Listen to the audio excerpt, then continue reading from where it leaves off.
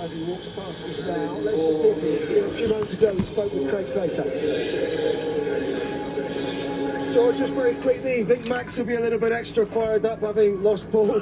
Yeah, I know he is. He's already told me. So, you know, it's going to be an interesting turn one, but at the end of the day, focus on ourselves, try and make a good start, and see what we can do. Big advantage if you can. What is up, motherfuckers and party people? Yeah, for sure, but I think, you know, Milando's quick, Max is going to be quick. We don't know with the Ferraris. How the hell is everybody doing this morning? Thank you. Got some F1.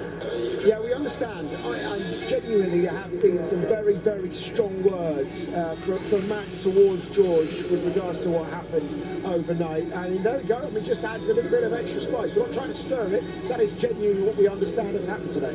Yeah, we know Max is frustrated. We understand that the circumstances are kind of complicated and it's a bit bizarre why he got that penalty to begin with. But we know he's an aggressive driver. I know Max is going to be trying to do everything he can in turn one to get back past. There's still a strong headwind down this main straight. So we saw yesterday how much of an advantage that was for cars that got tucked up behind. So if he can just get behind George a little bit, punch through that air and then maybe get past, we could see action in turn one. The pole position here has the advantage, of course, with the that's the racing line. I've spoken to George's race engineer, Mark Studley. He said, by rights, we should get a pretty decent getaway. We were happy with our start from yesterday's sprint as well, from George's side. And so they're quite confident in being able to get a good start there. Let's go to Ted. What can you tell us, Ted? Simon, yes, Lando Norris's car just starting up, warming up on the grid, but there was a tension on the right rear drum, the brake drum down there. They just found something that wasn't quite seated right. Just had to just sand it down a little bit under inspection from the FIA. They were happy with it. McLaren are now happy with that right rear brake drum. Hopefully it's nothing that should have... Yeah, this is the Qatar Grand Prix, F1 in Qatar. Not to be at the front of this race, but it will make them pretty quick in a straight line. I know F1 has a history of fucking banning my streams, so hopefully they're nice today. Sometimes they do, sometimes they don't. How significant is that? If they do, I'll fucking fight them. And Max in the front row. Yeah, none. I want to be both of them, so it doesn't make a difference. But using that hard tyre today, how significant is that? I mean, we all have to use it. I just hope it's just us more than them. It doesn't look like many people are going to be using the softs because we saw exactly what happened in the sprint there. Zhou Guanyu, the only one to do that. The grading absolutely opened it up very, very quickly. But as we mentioned, if you're just tuning in for the first time this week, I think McLaren finished 1-2. Actually, 14 points will do it for them. But 15, if they're clear, absolutely make sure that they will be Constructors' Champions for the first time. We understand the race pace. It looks on paper extremely close, Anthony. I really think it's going to be tight. I'm super excited for this race. Yesterday's race was good enough. They were all nose to tail in the DRS train. That was no pit stops. Today, throwing a bit of strategy. We'll be hearing from Bernie Collins, I'm sure, later on in the race today. She's in race control alongside Crofty and Jensen.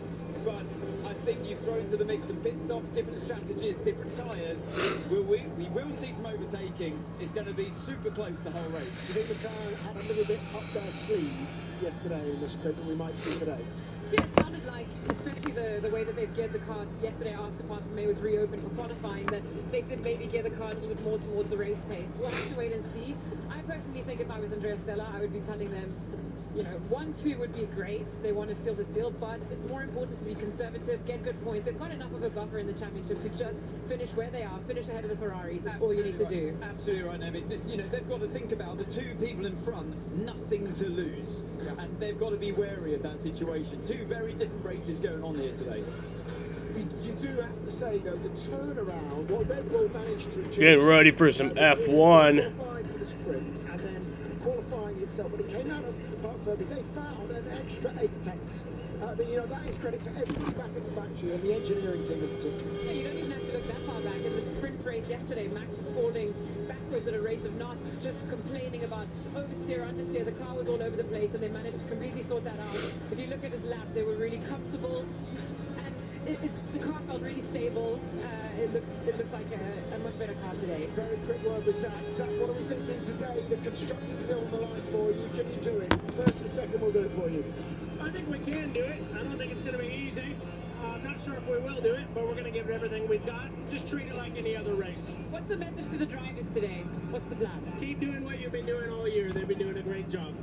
I was surprised not to see your car on pole position though. I thought this was a McLaren circuit, and you showed it yesterday. We're not far off, but you got to say George put in a mega lap, and of course Matt. So I think we got some tough competition tonight. Zach Vesselow, appreciate you stopping by. There we go. We are getting close to this penultimate race of 2024. It is George Russell who's inherited pole position after that one-place grid penalty to Max Verstappen. As we just said, he is going to be motivated, but so too the McLarens from the second row of the grid. Qatar Grand Prix is next.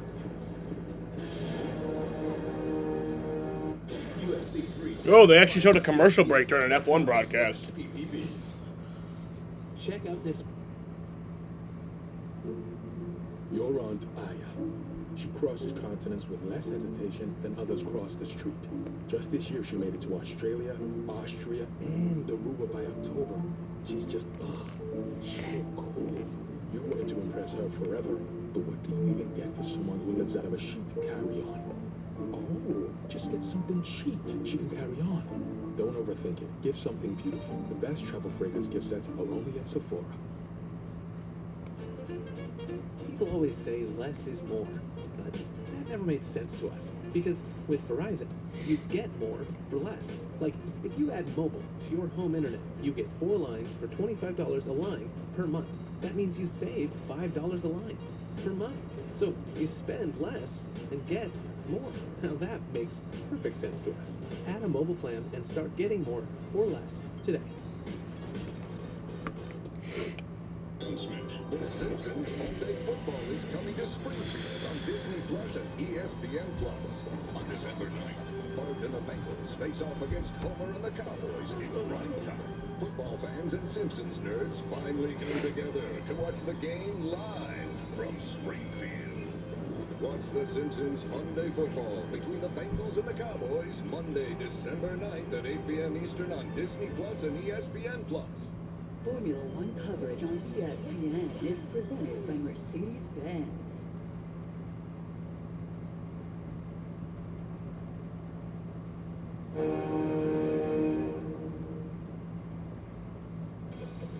Experience the action from behind the wheel, exclusive to Sky Q, Sky Stream and Sky Glass customers this season.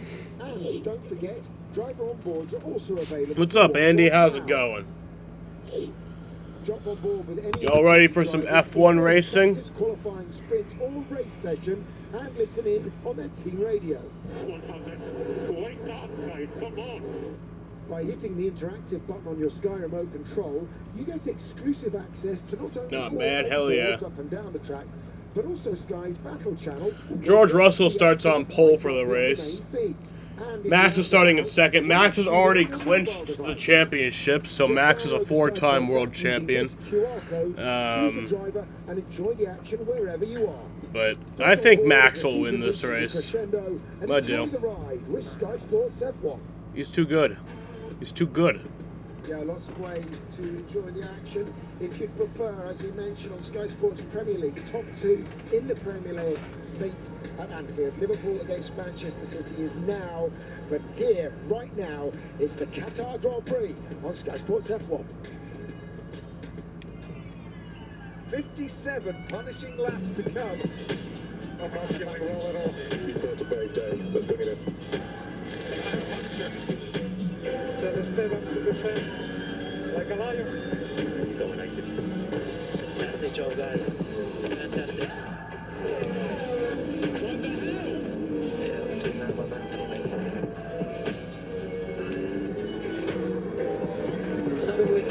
That's unbelievable. Let's get this fucking show on the road, y'all. Did you see the message put on Hamilton's car? I did not.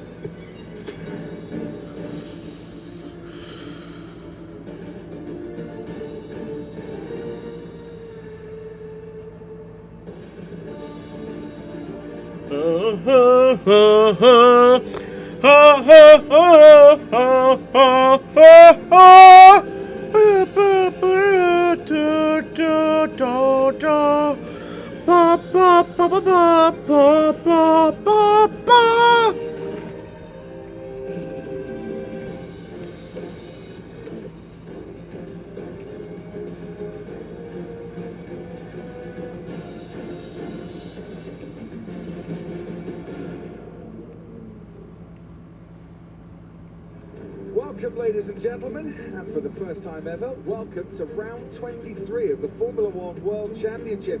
Yes, the season in 2024 that started out in Bahrain will take us all the way around the world to Abu Dhabi next week for the final race. Has ended up here. First ever round 23. It's December now. Third World Championship, Qatar Grand Prix, where the race has been won from pole on the two previous occasions. Lewis Hamilton in 2021, Max Verstappen in 2023. 57 laps to come tonight, 3.367 miles lap distance, one DRS zone, shortened by 170 metres from last year's race. There's a headwind into turn one. That will help overtaking. 16 relentless. Hopefully nothing gets copyright claimed. Yeah, that's what I was saying, because I was like, F1 does have a history of doing that. But they also have a history of not doing that. So I hope they're nice. I hope they're nice today. The soft tyre was tried in the sprint race by Joe Guanyu yesterday, and it didn't last very long, even though they're the third highest compounds that Pirelli bring to the racetrack this season. Here's the starting grid then. Esteban Ocon and Alpine at the back. Slowest in qualifying Alpine for the 5th time this year. He's alongside Franco Colapinto. Nico Hülkenberg reached SQ3 and scored points in the sprint. He's down in 18th now. Liam Lawson starts 17th. His first Q1 knockout for RB. Alex Albon starts 16th alongside... We're going to get a snow game tonight in Buffalo. Yuki Tsunoda, I love that. Is 14th on the grid, his lowest qualifying since Monza. Valtteri Bottas 13th to Sauber, still in search of their first points this season. And Joe Guanyu has his highest start of the year. Pierre Gasly's in 11th for Alpine, and the top 10 sees Kevin Magnussen in Q3. Yeah, Michigan versus Ohio State. They got violations. I didn't see that. First time in 4 races. Fernando Alonso, his best start since Austin is 8th. Yeah. Sainz will start 7th. Now, I saw one of the Michigan players. He was saying like, you should be able to take a loss better. And I'm like, yeah, you're right. Hamilton, who starts in 6th. The second row is an all-McLaren lockout. Lando Norris 3rd, Oscar Piastri 4th. They can win the Constructors' Championship tonight. Max Verstappen had the fastest time in Q3, would have been on pole, but got a one-place grid penalty after he and George Russell came together on slow laps during qualifying. George Russell has back-to-back poles then, and he led 49 out of 50 laps in Las Vegas. And the fans waiting expectantly for this race, Jenson Button. Is it George Russell's to lose tonight, or is there competition everywhere you look? Oh, I would love to say there's competition everywhere you look. For me, it's the top 3. And those top 3, for me, also are the best drivers we've had this year. In that order, or would you put Max as champion ahead of George, ahead of Lando? How would you put that top 3? I would say Max and then the other 2 on a par. We've got 2 more races to go, so let's wait and see. Let us wait and see. Lewis Hamilton, we've seen what he can do coming from lower down on the grid. Vegas last week, he finished in 2nd. He's alongside his teammate for next year, Charles Leclerc. They got pretty close in the sprint race. That was an amazing fight. Lewis said he should have closed the door into turn 1, but having wheel-to-wheel action through turn 1 and turn 2, they were so close. Florida coach has been asked last night and reacted to all the flag planting, and he said these kids need to grow up and have their heads up, especially if they get a bowl game this season. Yeah. They've got to try something different. The pace is in that car, and I think their race pace is actually quite better than their qualifying pace. So it'll be interesting to see how it holds on. Medium tyres for everyone else. We're expecting them to last a decent amount, and then the hard tyre, which no one has really used yet. They haven't, but from talking to a couple of the teams, they are still worried about that front left getting some, opening up when the circuit is cool, when they're running in dirty air. So they will be watching out for that left front. New set of medium compound tyres for Max Verstappen, which should give him just a little bit of extra grippiness on the start. How do you see that start going into turn one? You need everything, really. Because as we've said, What do you think about the flag planting? I think it's cool. They've shortened the DRS. The headwind helps a little bit. I think it's even funnier when it pisses off the other team. Turn one is very important. Another thing that is really interesting here, because of the low temperatures. Like if you can't take losing, then you probably shouldn't be, and it's very difficult you know, to feel playing what the football. limits of the tyre is. So you'll see them in turn one. It looks like they're under control, and suddenly the rear will break loose. And we saw it quite a few times in the sprint at the start. There's confirmation then of the starting tyres, medium for everyone except Nico Hulkenberg on the hard. Makes strategy a lot easier to read tonight as Bernie Collins, our resident strategist, with us at Sky Race Control. Well, we'll soon find out how easy it is for us to read up here, Crofty. But, you know, yes, the medium was the expected race start tyre for everyone. I think to pick up on what Jensen said there, because of the sprint format, they've not gone into turn one with the full fuel load on this car yet. So it will be a big turn one for all of these drivers out there tonight. Now, McLaren champions for the first time since 1998, Bernie, if they go away from here with a 45-point lead in the Constructors' Championship. So 15 points over Ferrari should do it tonight, unless Red Bull have the best night ever. But there is another way McLaren can win this championship. Yeah, I think there's going to be a lot of calculations going on through this, but it comes down to the number of wins that each team have and the number of second positions that each team have. Dude, that'd be so funny. Tied on the number of wins. I would so love if that happened. Are ahead on the number of second places. So if one wins this week and one wins next week, then they'll come down to the second places, which is when they need the total points. So basically, if McLaren win tonight, a 14-point outscore over Ferrari will do them for the Constructors' Championship. If Ferrari don't win next week in Abu Dhabi. Right, getcha. See how complicated it is? Luckily, Bernie is with us, with a calculator and a pen and paper in hand as well. Unfortunately, we're going to get some action to take us away from the mathematics for a while. George Russell will have... Yeah, so they're doing their warm-up lap right now, getting on the grid. Into turn one. You raced it. Is it more important to be on that left-hand side? Yeah, this circuit gets quite dusty, or it is very dusty for the word go, and it all collects off the racing line, which is the inside of the track. So P1, definitely the place you want to be. Not since Lewis Hamilton in Hungary a few years ago have I seen Mercedes all alone on the grid in the way George Russell was there. But they're taking their time getting towards the grid as we look from the rear of Lewis Hamilton's Mercedes. Just time to remind you, if you want to ride on board with any of the drivers... Yeah, they're taking quite a while to get out to the grid. Sky Sports app, Sky Sports login, Sky Q, Sky Glass, Sky Stream, and now customers, you can use the interactive button on your remote control as Esteban Ocon makes his way around the corner to slot into position. And well, this is the bits you never saw as a driver, Jensen. You know, the tension in the garage whilst you were on the grid. Yeah, all these mechanics are hoping they're not going to have to run out the garage until their first normal pit stop. Hopefully there's no damage for anyone at the start. So Max Verstappen's been told 4 long burnouts, which is really unusual. So they're really worried for tyre temp and getting those tyres nice and ready for the start. So much cooler than it was last year when we were... You haven't watched an F1 race since before COVID? Really? You didn't even watch 2021? One of the reasons why the lap times have been so fast so far this weekend. Here we go then, 57 laps of the Qatar Grand Prix to come. The Constructors' Championship on the line. It's like green flag. And George Russell gets away really well, but so does Max Verstappen, and he is coming at him. Max Verstappen in second place is swooping into the lead of the first turn. Lando Norris on the inside, and Lando Norris might escape out of turn one into the lead. Max Verstappen just holds on to that front place. Yellow flag in sector 1. Max took the lead very quickly there. Then Carlos Sainz, Sergio Perez trying down the inside on Fernando Alonso, but a blistering start for the McLaren and from the Red Bull. Yeah, fantastic start. Yeah, oh, someone's around. A chance around the outside there. Right, there was 3 I think it's Lawson. Kevin Magnussen got squirrely on the curb, and Franco Colapinto is off. That might be... And he hasn't got going again, and he's got Esteban Ocon down there with him. So I think we might be about to have a safety car. No shit, I forgot to start that. To And there's safety car. Now we got the safety car. Nico Hulkenberg is right down there as well. He is still going. Hulkenberg. He's getting his way around turn 6, and that's the coming together between Colapinto and Esteban Ocon. Crash number 16 for Williams this season. All right, so we'll let that get to 1 minute, and then I'll. After 3 crashes in 2 weekends, Mexico and Vegas. So safety car is out. Franco Colapinto and Liam Lawson are off. Esteban Ocon is out of the race. His left rear has come off the rim. Yeah, hopefully for him that's just a rear puncher. I can't see any damage on the car, but it would be quite unusual just to be a rear puncher from contact.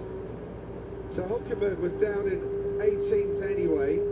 He hasn't lost places, and I think Ocon went into the side of Franco Colapinto. It was about a 1 minute green flag run there. And the safety car will lead them around, and that 100% safety car record here continues. Bert Mylander taking the drivers around, and look how they're having to weave down the straight, Jensen, to keep any temperature in those tyres. Yeah, it's unusual to see that these days in Formula One. They generate heat so quickly. Obviously the weight of the cars, but the amount of downforce they have. Just going back to that start, that was an amazing start from Max. Reaction. It looked like they've got an almost identical. Well, we're going to see it right now. Well, it was a better getaway from George Russell. Second phase, here comes Max. Yeah, really good, and you can just see the straight line speed. He's got a little bit more, and obviously always being on the inside, he's run him a little bit wide. Beautiful line for Lando there. I thought Lando was going to hold it around the outside here, but he backs off. You know, we saw the fight with Lewis Hamilton and Charles. Charles went around the outside of turn 2. I thought he could have gone for that then. Yeah, Fernando Alonso gets a really good getaway. Sergio Perez gets a really good getaway from the midfield. But into turn 1, Verstappen's on the inside, and on the extreme inside is Norris, and that is Nico Hulkenberg into Ocon, into Colapinto, who was very much the innocent party and all that, as probably was Esteban Ocon as well. He was. We were on board with Esteban Ocon. Reasonable start. No cars coming past him yet. So he's in the middle of the circuit, heading into turn 1. Brakes relatively early. Oh, but yeah, Nico lost the rear of the car and it just hit the front tyre there. But yeah, disastrous for Williams. Obviously, no fault of Franco's, but a lot of damage. Well, we can ride on board now with Nico Hulkenberg in the Haas. And in his attempt on the hard tyres, which would have been a bit colder than those on the mediums, it all went right. You've got to feel a little bit sorry here for Franco Colapinto. We're on board with Alex Albon. And Alex Albon gets hit, spun round 2. Massively hit by Stroll. Yeah, copy that. I knew he was going to do it. I could tell. Well, both Lance Stroll and Nico Hulkenberg have pitted. Let's have a look at what happened with Stroll and Albon. The question to ask there, and well done Stroll for keeping it going, did Alex Albon cut in on Stroll, or did Stroll move into Alex Albon? Yeah, I think Stroll had understeer there. It's so difficult with the tyres not being up to temperature yet. You know, Alex had every right to be on the outside there, but obviously Stroll tried his best to stay on the inside. There's clear. What the? There's clear space though. Yeah, Alex Albon. My sister had to leave to go back to college, so I wanted to say goodbye to her. It's so difficult to know where the car is on the inside of you. So, safety car still taking everyone around. I wonder if we might get a restart at the end of this lap, because the debris might well have been cleared away. In the Constructors' Championship, McLaren ahead of Ferrari by 38 points. That is not enough to win the Constructors' Championship tonight as it stands. Ted, down to you. A couple of things from down here. So Lance Stroll did have to pit to change those tyres after that conflict with Albon. Hulkenberg's car's borne out quite well, actually, despite him seemingly being at fault for that turn 1 incident. He's carried on another set of hard tyres. And there's some thoughts on Hamilton's start, some questions on Hamilton's start, whether it was a little before the lights went out. Nothing official has come up yet to note Lewis Hamilton for a potential false start. It looked like he went a tiny bit early and then he reacted. He backed off. And that's okay, is it? Well, if you don't go too far. No, Syracuse did beat Miami. Nick was at the game too. It looks like he reacted to that, like, oh, I've gone a tiny bit early. And then he lost a lot of ground to Checo and Fernando. Yeah. So I've had 1 minute of If you racing. go, but don't go beyond that line, then you're okay. It's just whether you've gone beyond that line or not. Either way, that has cost Lewis Hamilton. He's down to 9th. Fernando Alonso started 8th. I didn't watch the game, but he's now 7th. Nick said it was Carlos amazing. Sainz started 7th. He's now 6th. Oscar Piastri has dropped down from 4th to 5th. Charles Leclerc moving up into 4th place. George Russell was pole and is now 3rd.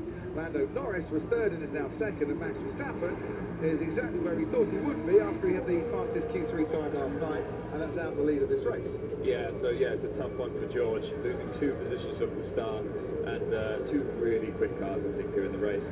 But it did look really tricky on that first lap, didn't it? You know, Oscar Piastri really struggling to get the tyres working, and they've got to go through that all again. Obviously, they're single file, but still, it's going to be tricky breaking into a So at least one more lap then behind the safety car. Now, Nico Hulkenberg has been noted by Race Control, Rui Marquez, the race director in his 2nd Grand Prix, for causing a collision. Esteban Ocon and Franco Colapinto also have been noted, but it wasn't their fault. Was it Hulkenberg's fault, or is that just a turn 1 incident that happened? It kind of looked like he wasn't getting the retardation they expected under braking, because he locked the inside front, and then it was really late into the corner that he actually locked the rears or lost the rears. So quite an unusual moment. Maybe he just didn't have enough brake temp. Let's have a look at Max Verstappen's race start. Safety car coming in at the end of this lap.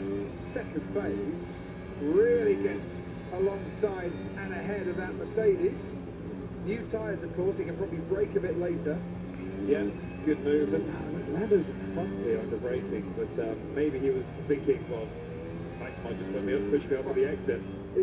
Hanging around on the outside of the corner with Max Verstappen. All right, safety car is ending. Shall we say? No, you're right. You got to go by your experience, I guess. But it was a shame because we saw it with Charles and Lewis in the sprint, and that would have been a nice little fight. It certainly was. We might still get some fights. We're only on lap 4. We've only had about half a lap of actual racing so far. So this is the bit where it all slows down and Bernd Mailander scuttles back off towards the pit lane. Max Verstappen will control the pace here. There's only one big straight. So where do you Actually, want 4 laps are to complete. get going? Once we get back green. Safety car restart here. Well, you want them to be affected by your downforce, really, in the last corner. But I mean, he's going really slow. He's weaving, so I'm thinking halfway through a weave, he's going to put his foot down. It's the way you try and do it. You try and trick the guy behind you thinking, I'm going slow, I'm weaving to warm my tyres up. Now, obviously, you can't overtake before the line. The line comes at you. All right, back green. Down the straight. Verstappen's gone here. Lando Norris has stuck to him quite well. Carlos Sainz has stuck to Oscar Piastri quite well. And there's the gap between Verstappen and Norris down the straight.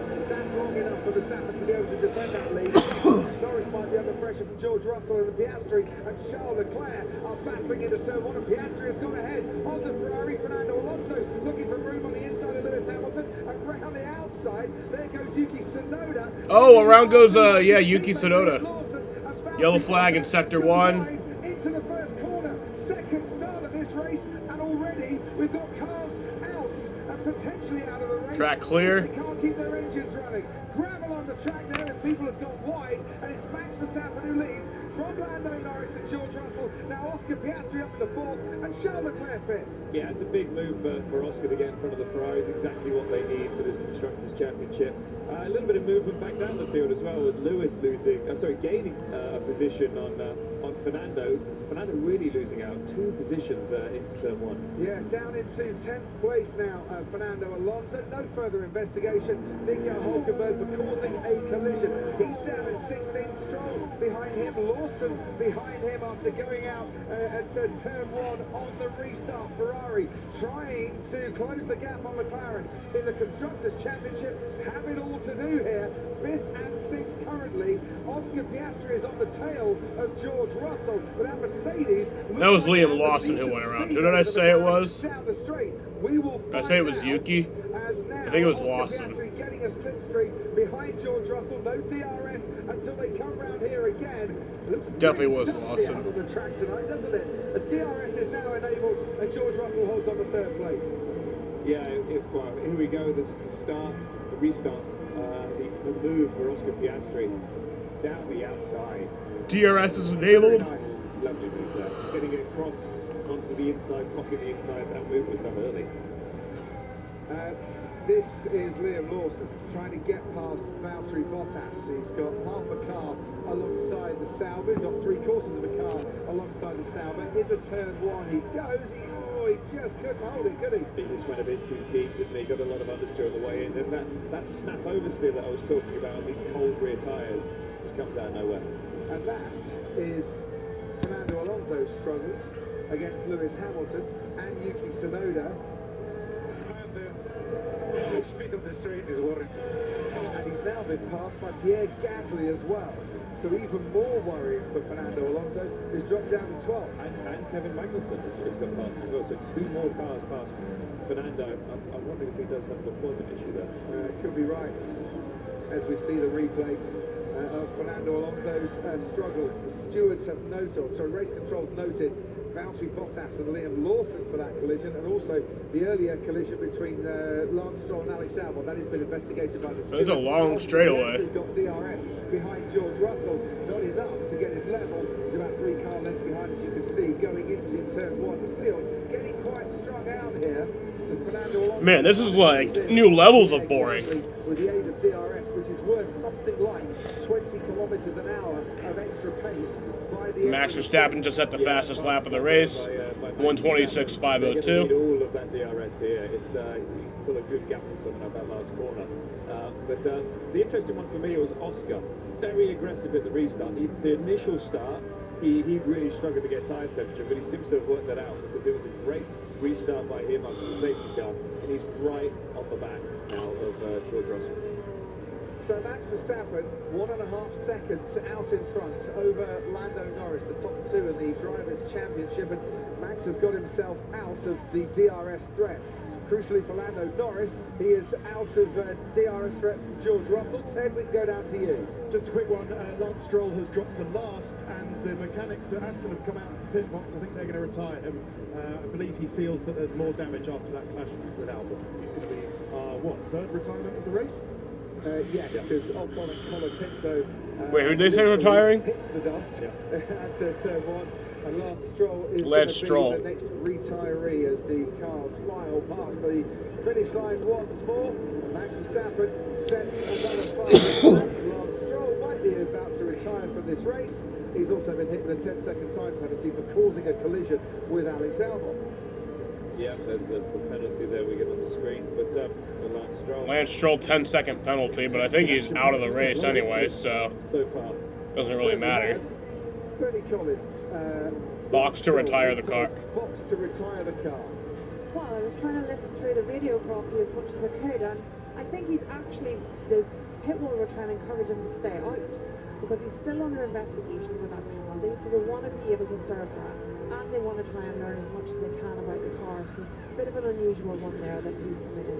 Well, they've changed the tyres, they've sent him back out again, and he, I would imagine, did serve that 10-second time penalty whilst he was in the pits. He rejoins this race. Liam Lawson is the next car ahead of him, just going through turn 7. But a safety car brings him right back into it again. It does, and for a driver, oh, that's tough. Because it's turned into a test session, really. Yeah. And when you don't have that adrenaline, that excitement of racing other cars, it's really difficult. But it's necessary as well. It's hard. Now, George Russell is closing in on Lando Norris. He's taken about 4/10 out of Lando's advantage, but he still hasn't got DRS as they make their way down the straight. Oscar Piastri. I cannot live it, man. 2 years with the same problem on the straights.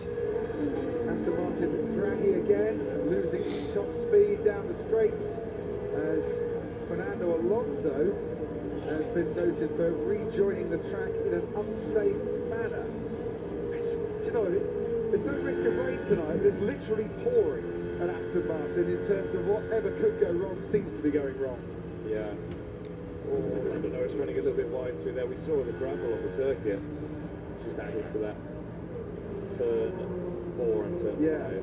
I tell you what, gents, and this is Fernando Alonso when he rejoined, and he rejoined right into the path of the Haas and had to bail out of that. Kevin Magnussen was the car on the right-hand side. Yeah, I think he might be in trouble for that because that was pretty close at 160 miles an hour. And this we mentioned earlier on.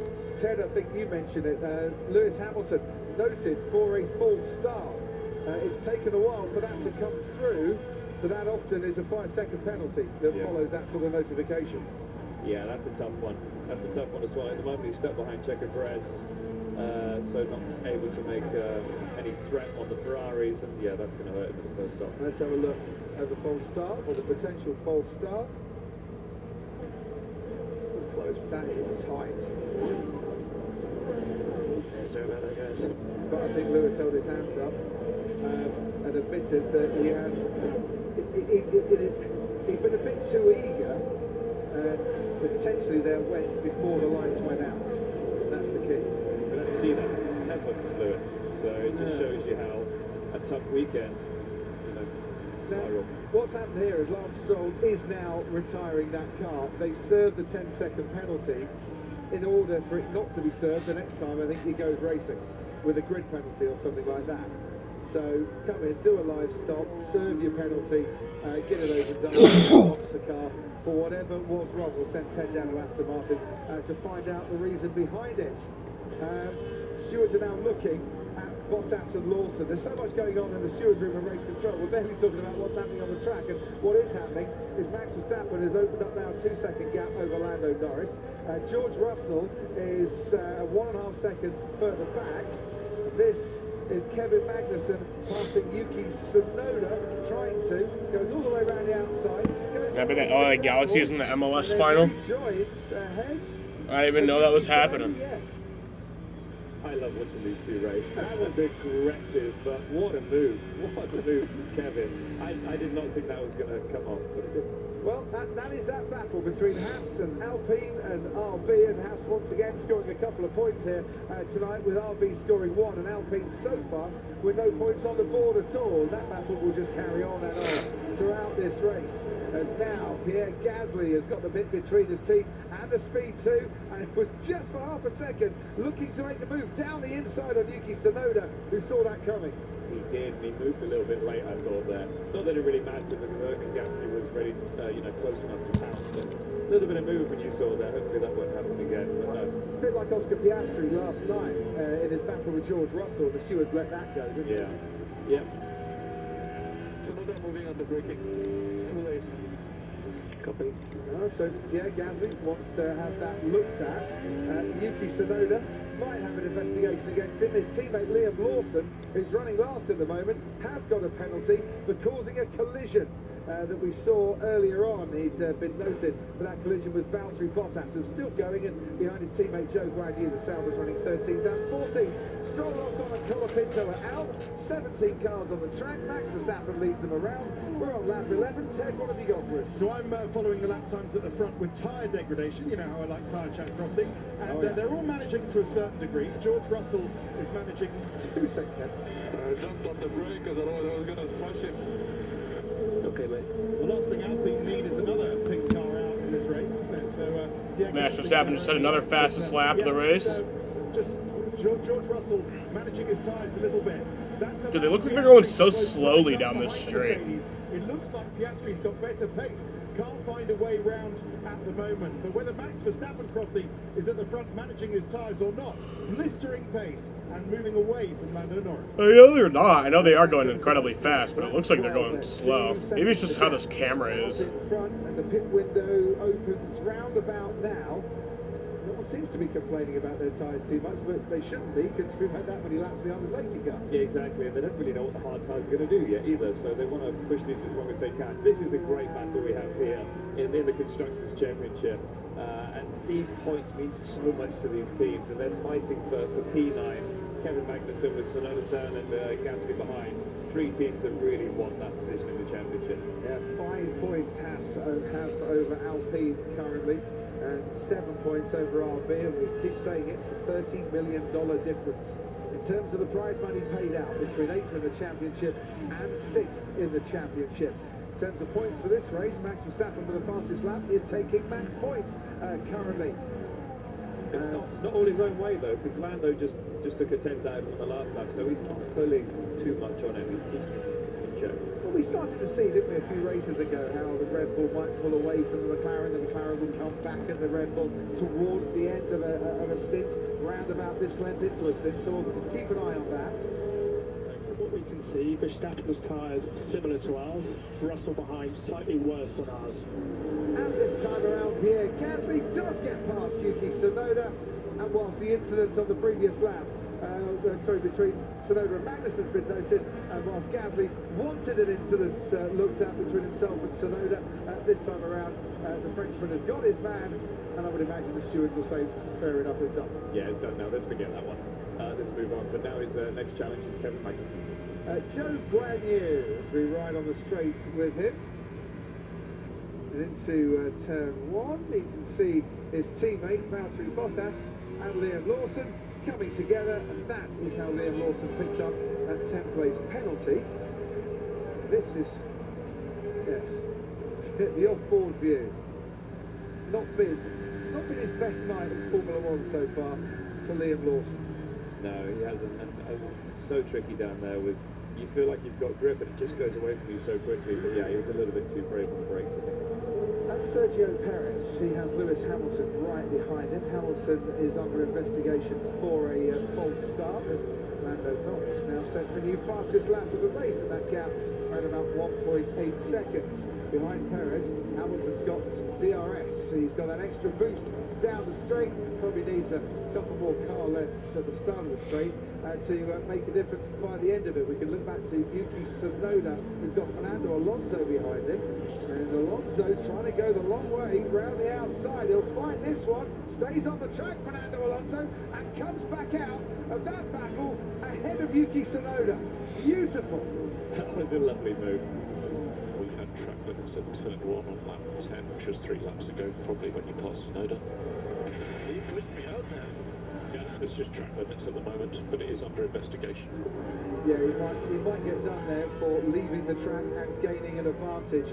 Lewis Hamilton has a 5-second penalty for a false start. We rather thought that was coming when we saw the replay of it. So his job now, try and get past Sergio Perez as soon as he can and open up a bigger gap so that it doesn't cost him a place come the pit stops. No further investigation. Fernando Alonso for that bit where he went off the track and rejoined. It wasn't unsafe in the view of the stewards. It's surprising to see how difficult the top 8 are finding it to overtake with DRS. You know, the rest of the field, I mean, it's just, the race is amazing. It's really fun to watch, but maybe they're also sort of finding their time, looking after the tyres, and then they'll pounce a little bit later. The DRS though, gents, has been shortened by 170 metres, 170. That's quite a big chunk of DRS to take out.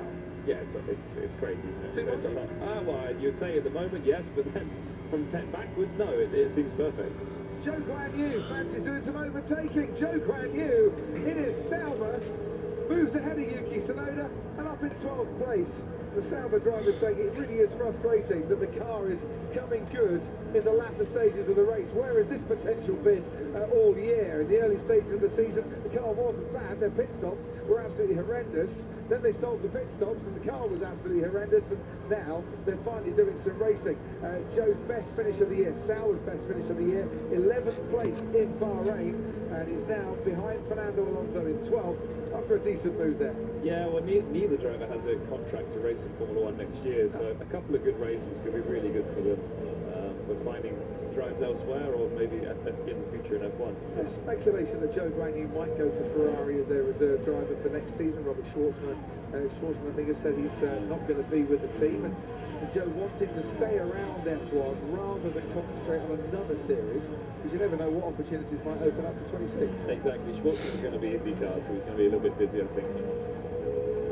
I push you 100%, bro. I know, man, hang in there. Interesting to hear that Tsunoda is actually looking after his tyres. You can see a little bit of graining actually on the inside of that front left as he went through the last corner, and maybe he thinks other people are pushing too much, or the team do. And we shall see. Sky Race Control next, Benny Collins. Yes, Coffee, you might be thinking, what can Norris do? What's going to happen with Well, I think he's a little bit too far back to do the boxed overtake manoeuvre, but it is getting close to that pit window. However, Piastri is close enough to Russell if they're compared to the rest of the Ducati flag, and it's only a few if not optimum one stopping. Thanks ever so much indeed, Bernie, which has shifted a bit, of course, because of those laps behind the safety car. We're on board now with Oscar Piastri chasing George Russell, McLaren running 2nd and 4th, Ferrari 5th and 6th. This is not enough for the Constructors' Championship to be decided tonight. No, it's not. We're just through turn 14.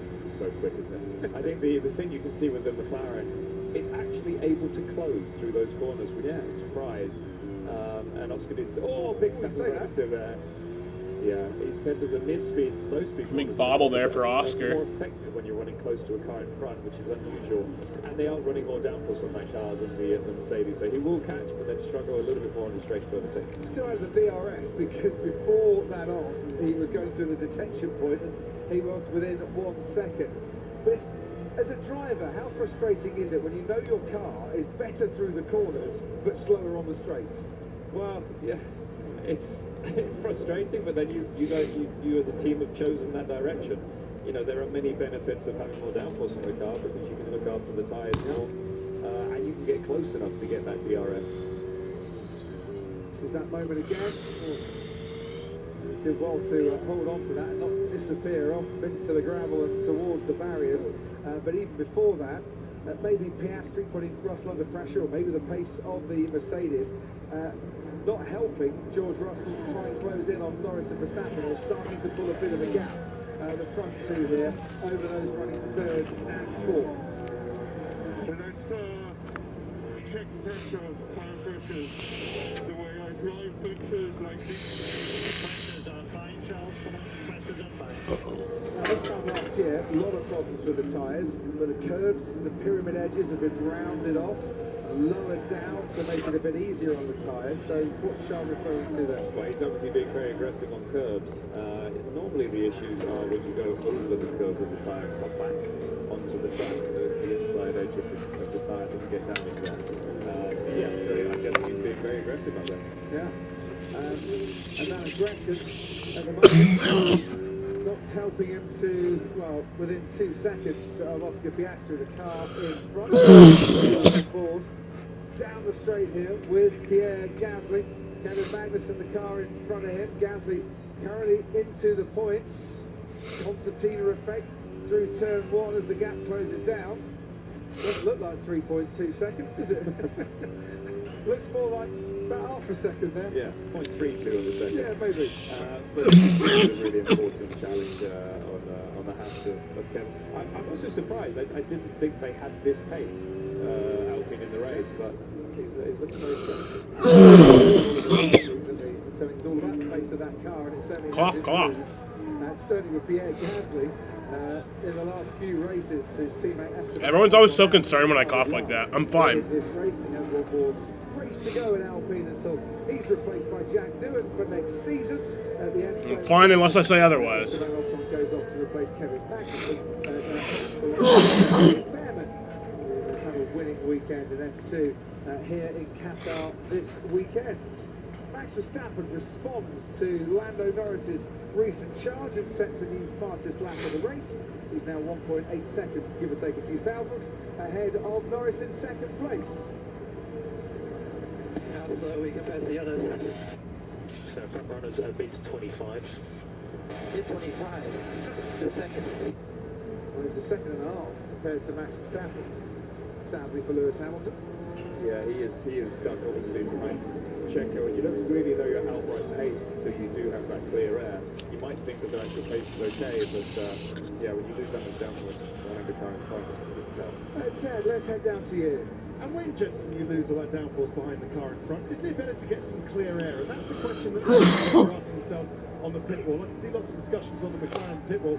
Had there not been any safety cars, now, Crofty, lap 19 was the opening of the pit window, the earliest you could pit, maybe put a hard tyre on and get to the end. Of course, with the safety cars, that's pushed it back a bit. But I'm wondering who's fancying a cheeky undercut tonight. Maybe Oscar Piastri. He's had good pace, but Russell's ahead of him. Always kept between a second and a second and a half behind the Mercedes. But yeah, just wondering if McLaren might be thinking of trying an undercut to get Piastri in some clear air to try the undercut on Russell. What are Piastri's gaps like if he were to pit now with the long pit loss? Well, he's a second and a half behind George Russell. Lando is a second and 8/10 behind Max Verstappen. But Jensen, the problem is, and I think Lando is just about okay to get into a gap. Tyre update so far, tyres as per bottle. Yeah, like I'm fishing flat out, so I feel like I'm filling in with these signatures. He didn't seem as excited about that message as Will Joseph, his race engineer, did. The trouble is, if you're medium tyre at the moment, you're going to go onto the hard tyre. Undercut sounds possible, but how quickly does the hard tyre warm up? So many moving pieces on this screen. It's kind of wild. Of Yuki Tsunoda, and into 13th. Yeah, obviously the tyres will come out the blankets nice and hot, but yeah, it's tricky to get the tyres working out the pits here.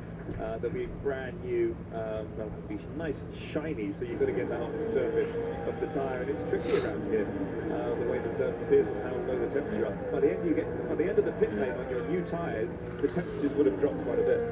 And the trouble is, here, trying to warm up those hard compound tyres and bang in the lap time you need to make the undercut work. Honestly, F1 should not be racing in Qatar. There's a lot of human rights issues there. You don't get the grip straight away. I guess the only positive is there's no... But they choose money over everything. Zones, which is normally where the issue is front locking and damaging the tyre.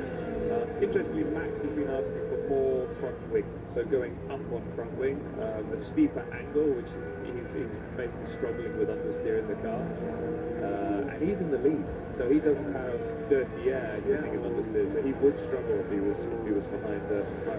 And he's also just been told to stop managing the tyres. You can stop managing it quite so much, which is probably not. Well, probably the second least exciting message Lando Norris is going to get in the last 2 minutes as well. The undercut zone, a low threat from Lando Norris at the moment. Max is not managing those tyres as much, and the threat from the undercut disappears as each revolution of the wheels goes by. Bernie Collins, to you.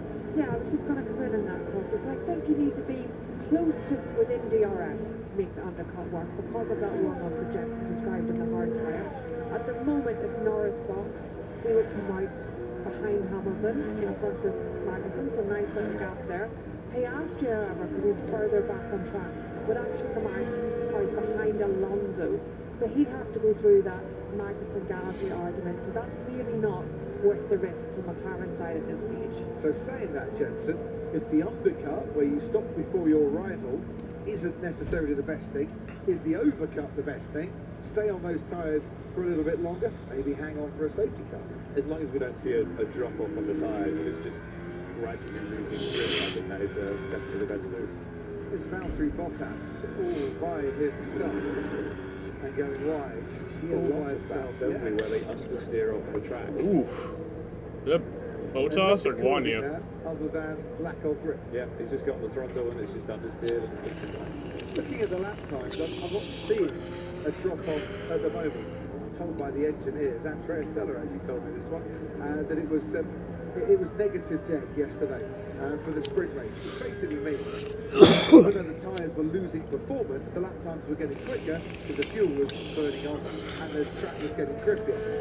Are we going to get the same sort of thing in this race, I wonder? Yeah, fuel load is, makes a big difference around here. Carrying fuel around these high-speed and mid-speed corners. Interestingly, if you look at the Ferraris, they look like they were dropping away from the McLarens, but Charles has slowly been catching Piastri, and he's only 2.2 behind Piastri. Yeah, he's a couple of tenths up on this particular lap.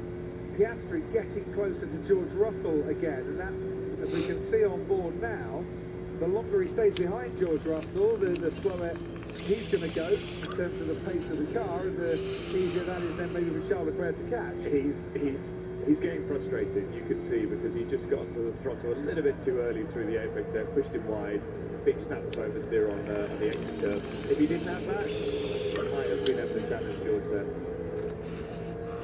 So George Russell lapping in the 125s at the moment.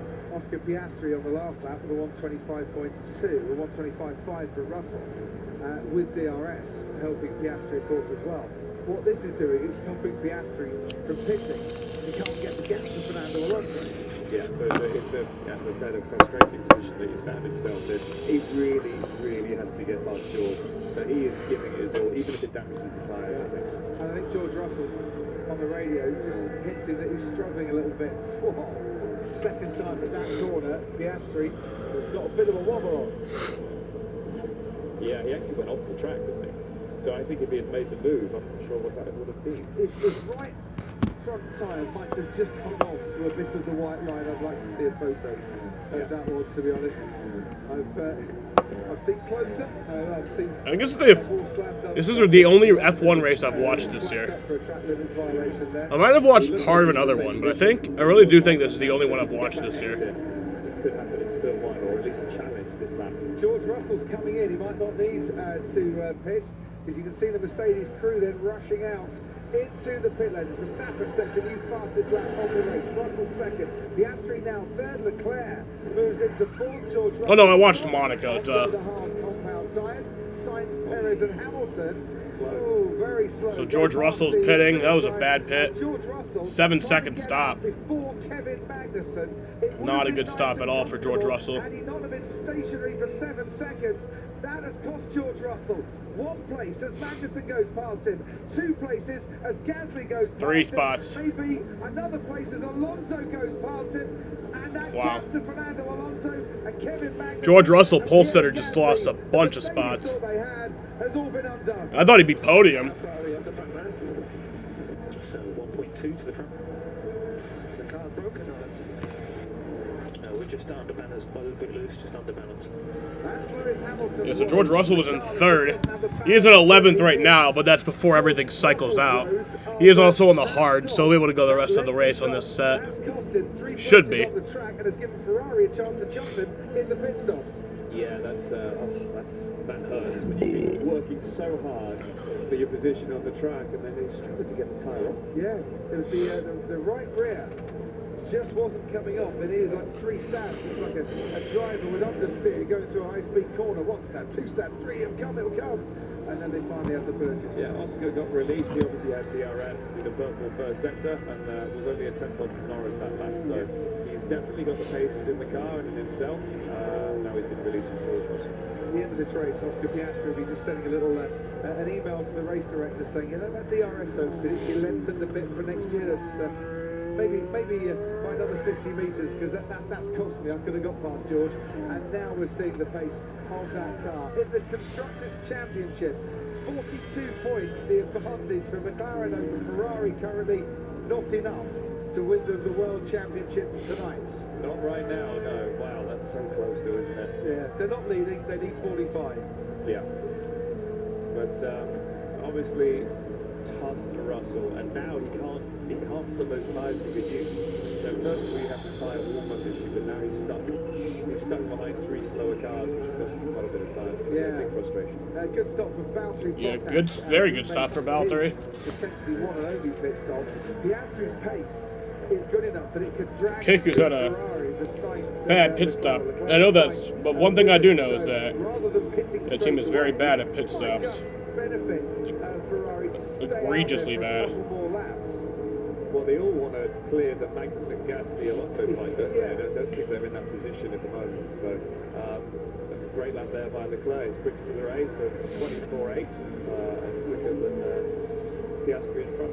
Yeah, Carlos Sainz put in a 25.3. He's the one that, if you were Ferrari, you'd probably bring Carlos Sainz in first, because he'd be under threat from George Russell. And Russell's just making his way around the final turn at the moment. We'll see what his first lap time is on those hard compound tyres. This is where all the strategists will be watching those times. 125.5 for George Russell.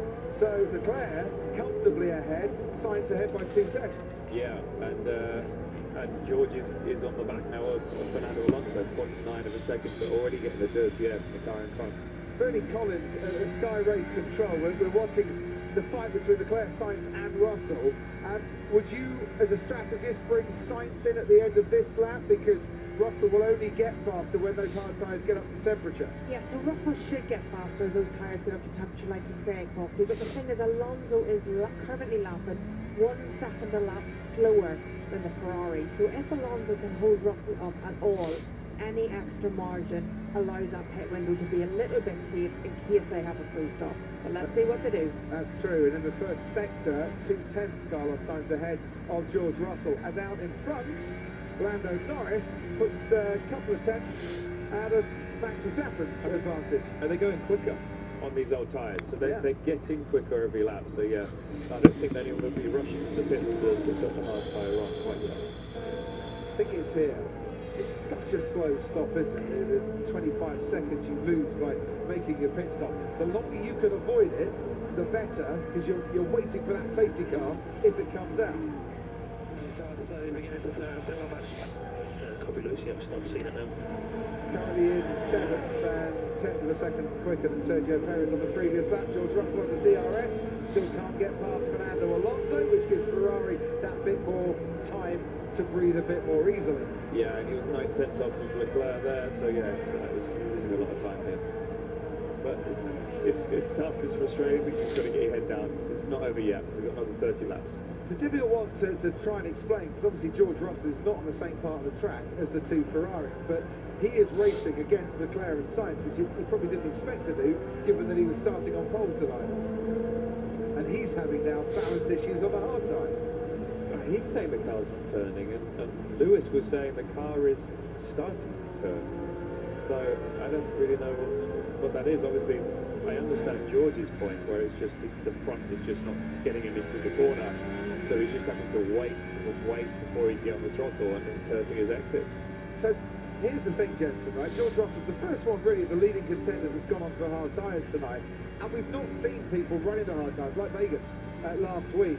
This is all very useful data to all the other teams to say, yeah, the hard tyre's not really a very good tyre in this race. Yeah, he's the guinea pig for everyone. Yeah. So it's yeah, sometimes it works. Sometimes you jump on that tyre early and you get that advantage, but it doesn't seem to be the case at the moment.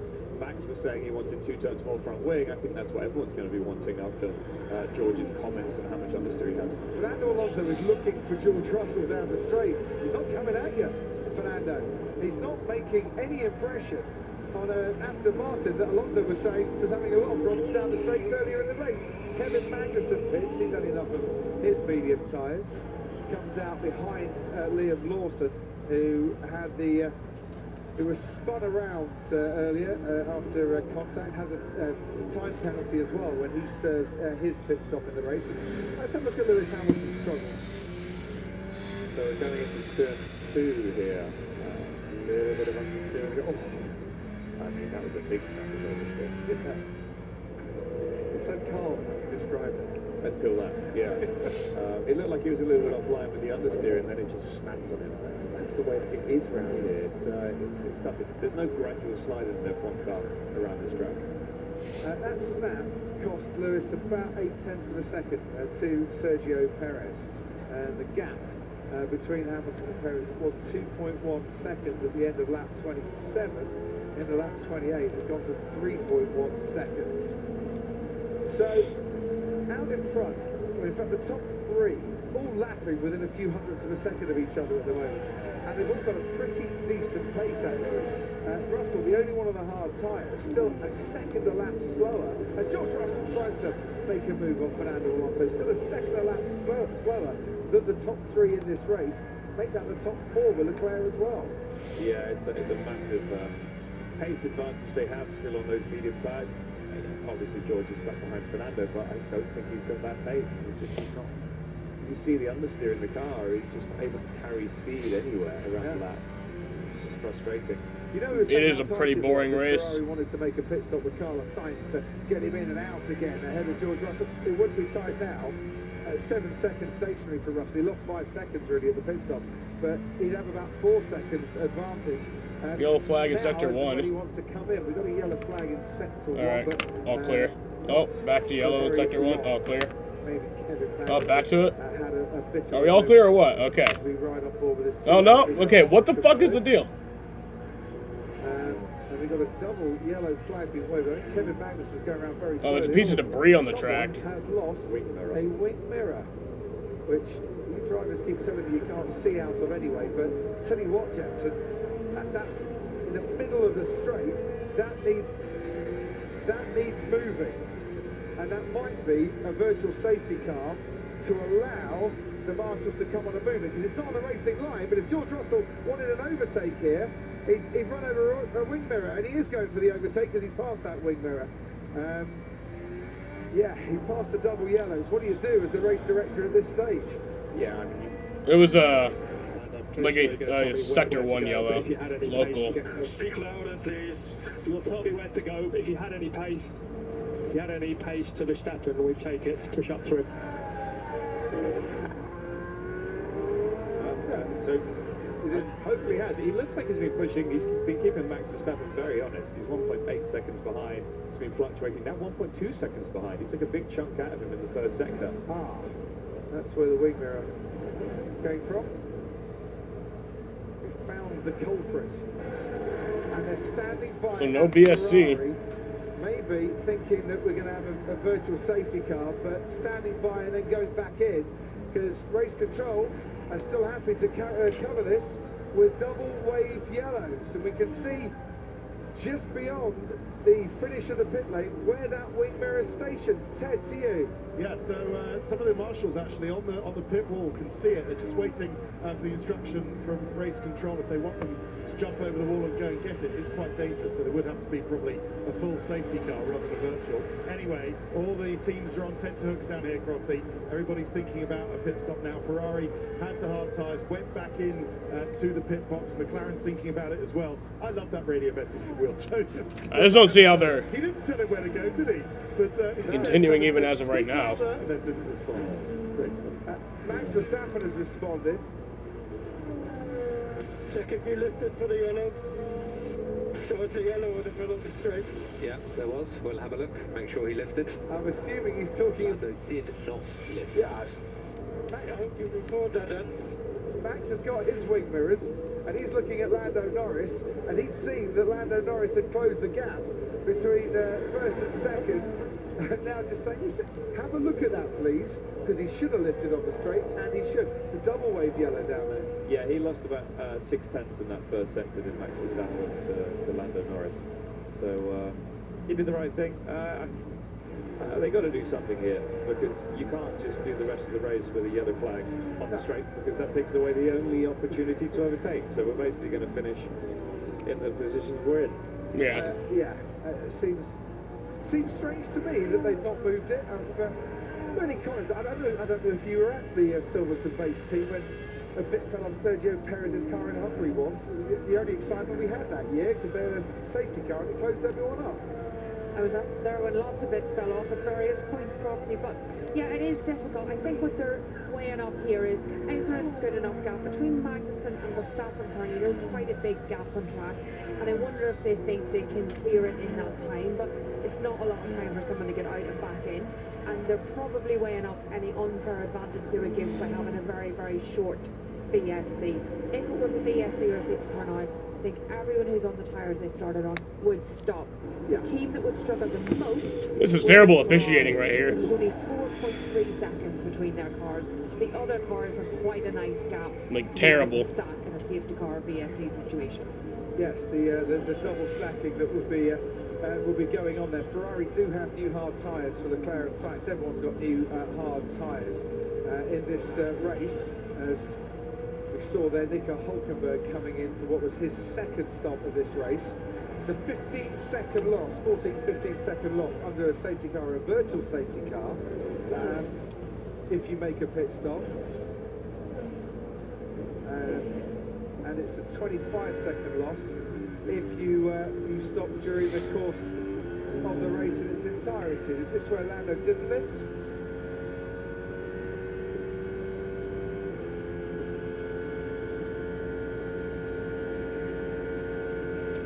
Gotta say, listening to that, Jensen, I didn't hear a lift down the straight. He didn't lift. I mean, I wonder how many did lift.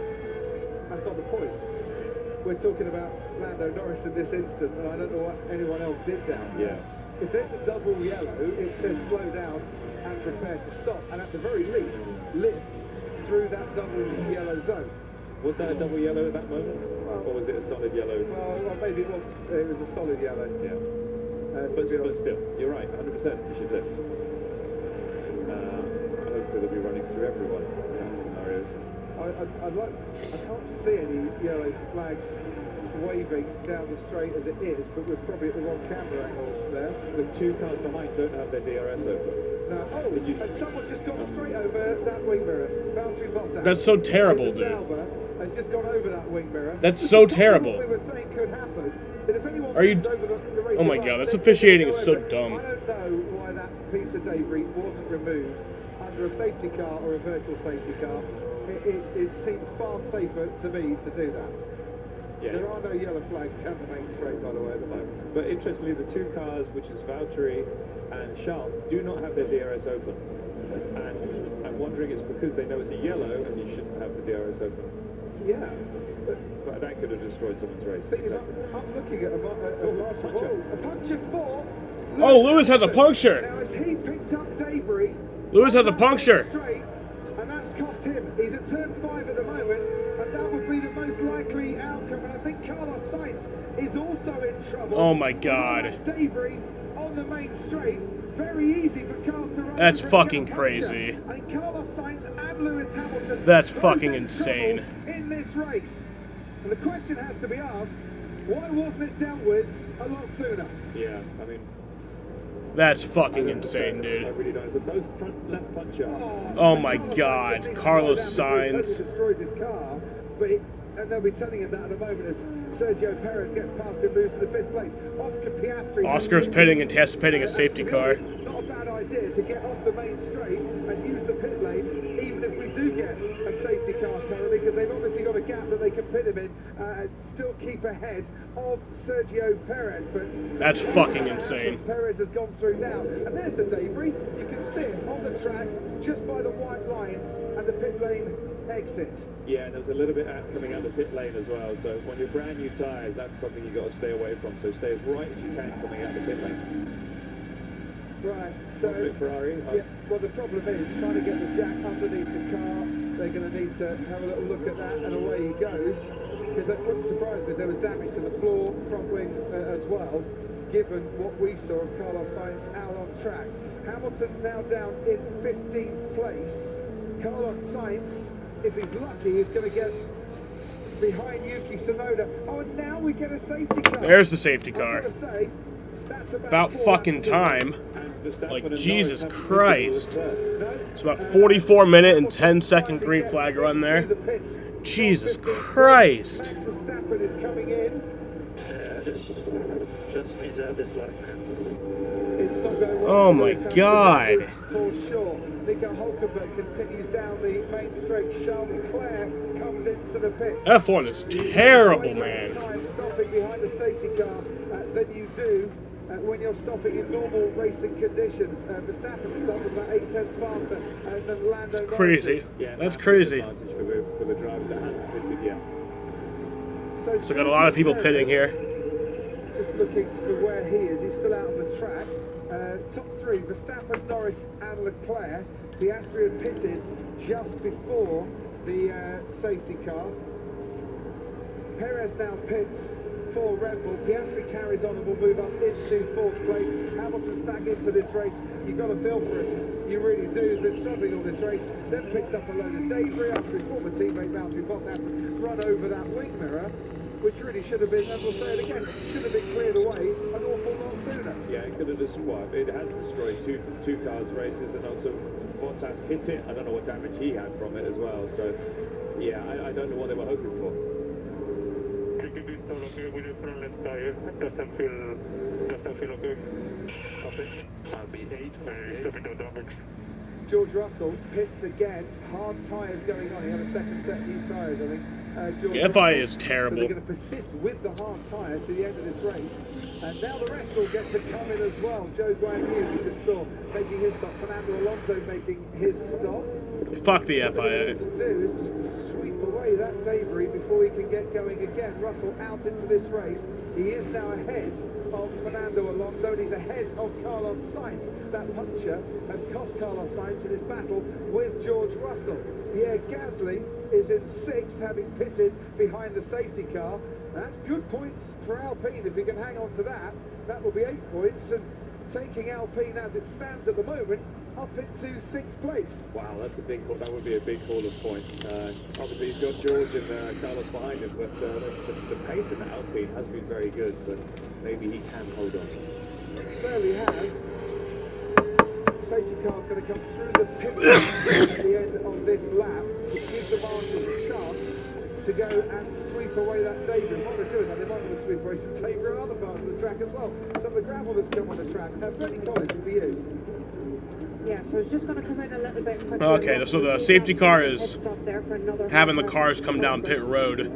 They're just going to pass through pit road. They're not stopping or anything. I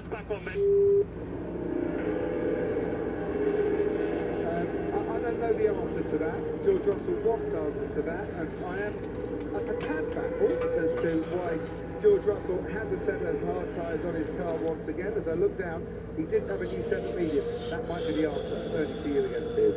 Yeah, I was just going to come in on that from Russell, and they have used mediums available, but I think the thing is they are worried about the length, the stint that this hard tyre has to do from here. Thanks ever so much, Bernie. And that's Lewis Hamilton's moment where his race that had been not exactly sparkling for him, struggling with the balance of his car, got even worse. And Carlos Sainz, I think, instantly felt the effects of that rear puncture as well, front left puncture. I mean, it's a safety thing as well. They're doing over 200 miles an hour at that point on the circuit. Yeah. And to get a puncture at that speed, yeah, it's dangerous and so disappointing for these guys. Fighting out there for position, giving it their all, and then it's taken away by a puncture from a rogue mirror on the circuit that shouldn't have been there. It's fucking crazy. As race director for Formula One, it was a busy weekend with F1 Academy. Congratulations to Abby Pollock, by the way. Champion. So bad race for Mercedes. Russell had that bad stop after he started on pole. He's down in 7th now, and then fucking Lewis hit that. Looks like he hit that debris and got the puncture. And then Carlos Sainz also got a puncture. But on this occasion, I think questions do need to be asked as to why we waited 4 laps and 2 cars to go over a load of debris before the safety car came out. What's that? 41 points to lead in the championship. Anything on that yellow flag? Or you can just go flat out yellow? Literally just speaking about it now, Max. Stand by. GP won't be speaking about it. The sporting director, Jonathan Wheatley, is allowed to talk through race control. The race engineer is not, but we saw that as well on the replay. Lando Norris not lifting down the straight when the wing mirror was intact. Fernando Alonso pits again to get onto a set of mediums to the end of this race, and he's kind of going wheel to wheel here with Kevin Magnussen down the pit straight.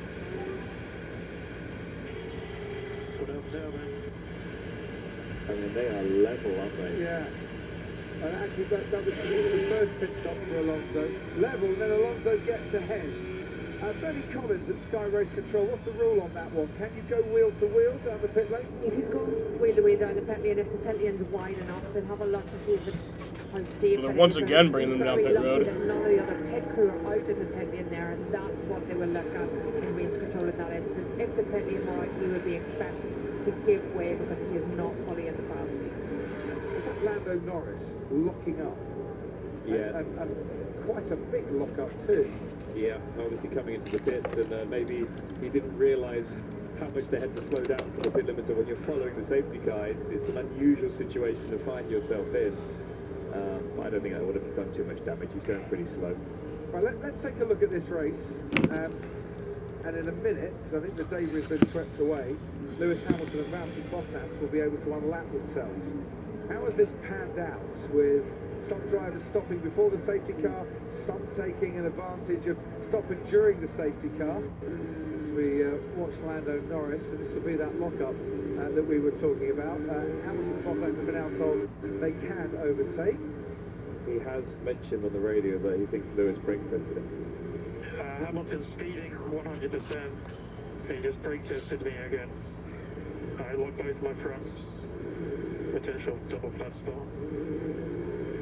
Maybe Lewis didn't have his pit limiter on, and he went to accelerate and was like, oh, I might be going over the speed limit, and he's hit the brakes to make sure he doesn't get onto the speed.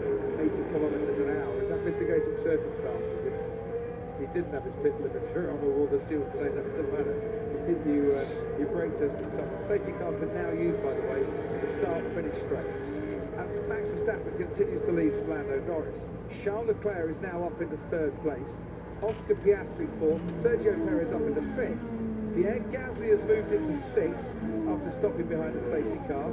George Russell on the hard tyres again and not very happy about it is 7th, ahead of Carlos Sainz, who was one of 2 cars to get a puncture. Zhou Guanyu is running 9th for a Sauber team that haven't scored points yet this season. And do you know what? I really hope he stays there, and I really hope Sauber don't have a pointless campaign. Yeah, I agree. And also, this is the perfect place for them to be at 9th because they have pace. Yeah. It's not completely by luck. Yeah, a couple of people have had puncture issues, but they've been competitive. Best finish in Formula 1 of 8th, Zhou Guanyu in Canada in 2022. Fernando Alonso runs 10th for Aston Martin.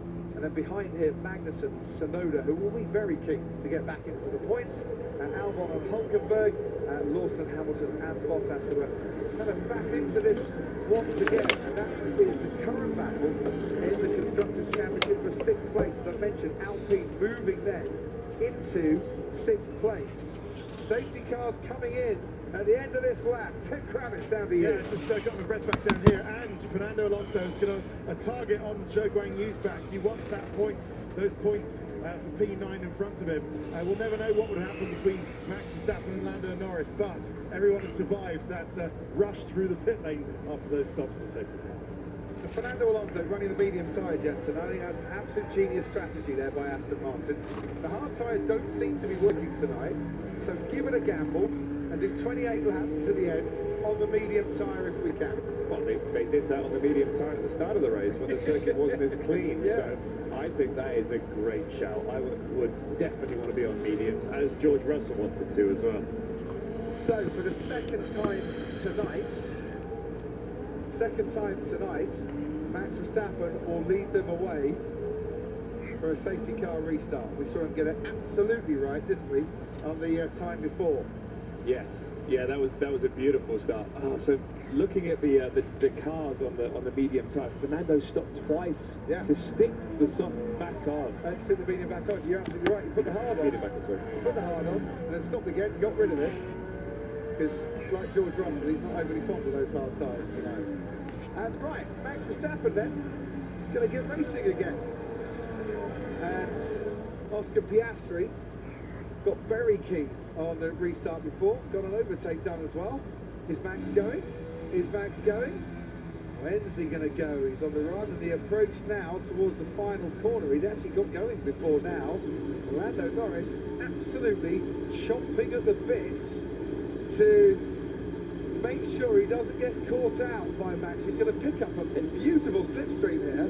I was going to say he might have to wait until really late, but he hasn't. He's gone. He's going to have a beautiful toe here down to turn 1. Sergio Perez has stopped at turn 15. Looks like he's out of this race. Max Sergio Perez stopped in turn 15. Norris is going to have to go around the outside. That might be. He's going to try it into turn 1. Verstappen on the inside. Oh! Verstappen keeps the lead. Going wide, Pierre Gasly. Pierre's off. Carlos Sainz on the Alpine. Verstappen leads Norris, leads Leclerc, leads Piastri, George Russell, and Piastri going wheel to wheel now with Charles Leclerc. Meanwhile, Russell's trying to fend off Carlos Sainz. It is all action-packed on this opening stages with a second safety car restart, and Max Verstappen's held on to the lead. And down the inside, yellow flag in sector 3. Carlos Sainz and Pierre Gasly, and Fernando Alonso joins the back of that pack as well. Sainz got hit from behind, and he's down in. Sorry, Perez got hit. He's down in 17th position. Yeah, look, we can see what happened here. I said that Perez had stopped at turn 15. This was before he lost drive, is what happened to Sergio Perez, and then got hit. So he lost drive, and then whoever was virtual safety car Perez went into the back of him. Virtual safety car. Yeah, as we want to get Sergio Perez. So that was a minute and 16-second green flag run. Nico Hulkenberg out of this race. Nico Hulkenberg's off. Oh, sorry. The hell. One safety car. And another safety car follows quite quickly, and that's exactly what has happened here. But it's a full safety car now as well. Full safety car.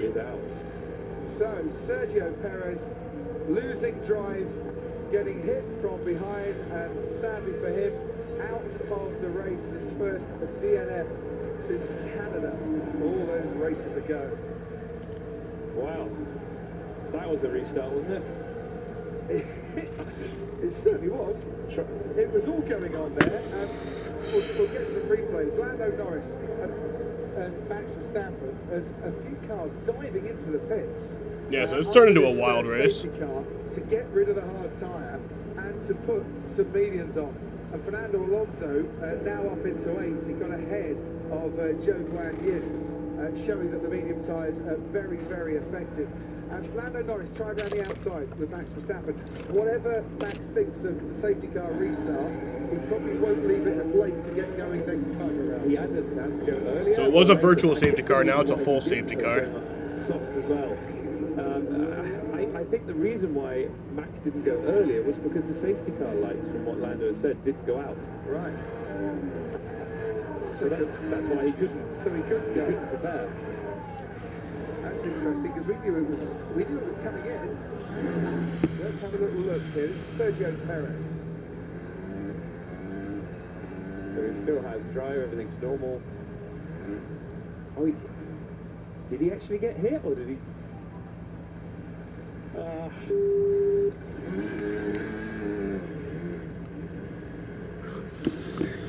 looks like a hydraulics issue, doesn't it? Right, here we go. Lando Norris down the main straight.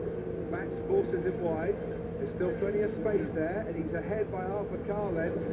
And then Max moves over to the left to defend his position. It was hard, it was tough, but they both stayed on the track. They both stayed on the track. They look pretty fair to me. Meanwhile, Oscar Piastri and Charles Leclerc really going for it as Ferrari stay ahead of McLaren on the track. Carlos Sainz has to back out of it as George Russell gets past, and Russell had already passed Pierre Gasly down the main straight, I think. Yeah, as Gasly outbrakes himself and goes straight on. So Gasly was in 5th. Yes, Gasly had got 5th and was almost up in a second. His braking was that late. Yeah. But I mean, you can see the toe difference you get down the straight there. We had three pairs of cars fighting for position down into turn 1. And I think with these hard tyres, they're just struggling to get them working. Oh, Oscar Piastri at the last moment getting past the Ferrari of Charles Leclerc. Or getting out from behind the rear wing, I should say, of Charles Leclerc. And Lando Norris is under investigation by the stewards for failing to slow under yellow flags, and we've seen the replay of that. Lando Norris under investigation. And sound that he didn't lift at all, and that could be a penalty coming Lando Norris's way as Carlos Sainz runs wide and Pierre Gasly makes up a place on him, so he stays 6th after an action-packed first lap. Yeah, that was a big snap there on the hard tyres. So that is how the Haas of Nico Hülkenberg ended up in the gravel. That just looked like the tyres weren't giving him the grip that he wanted. He wasn't caught by anyone, I don't think.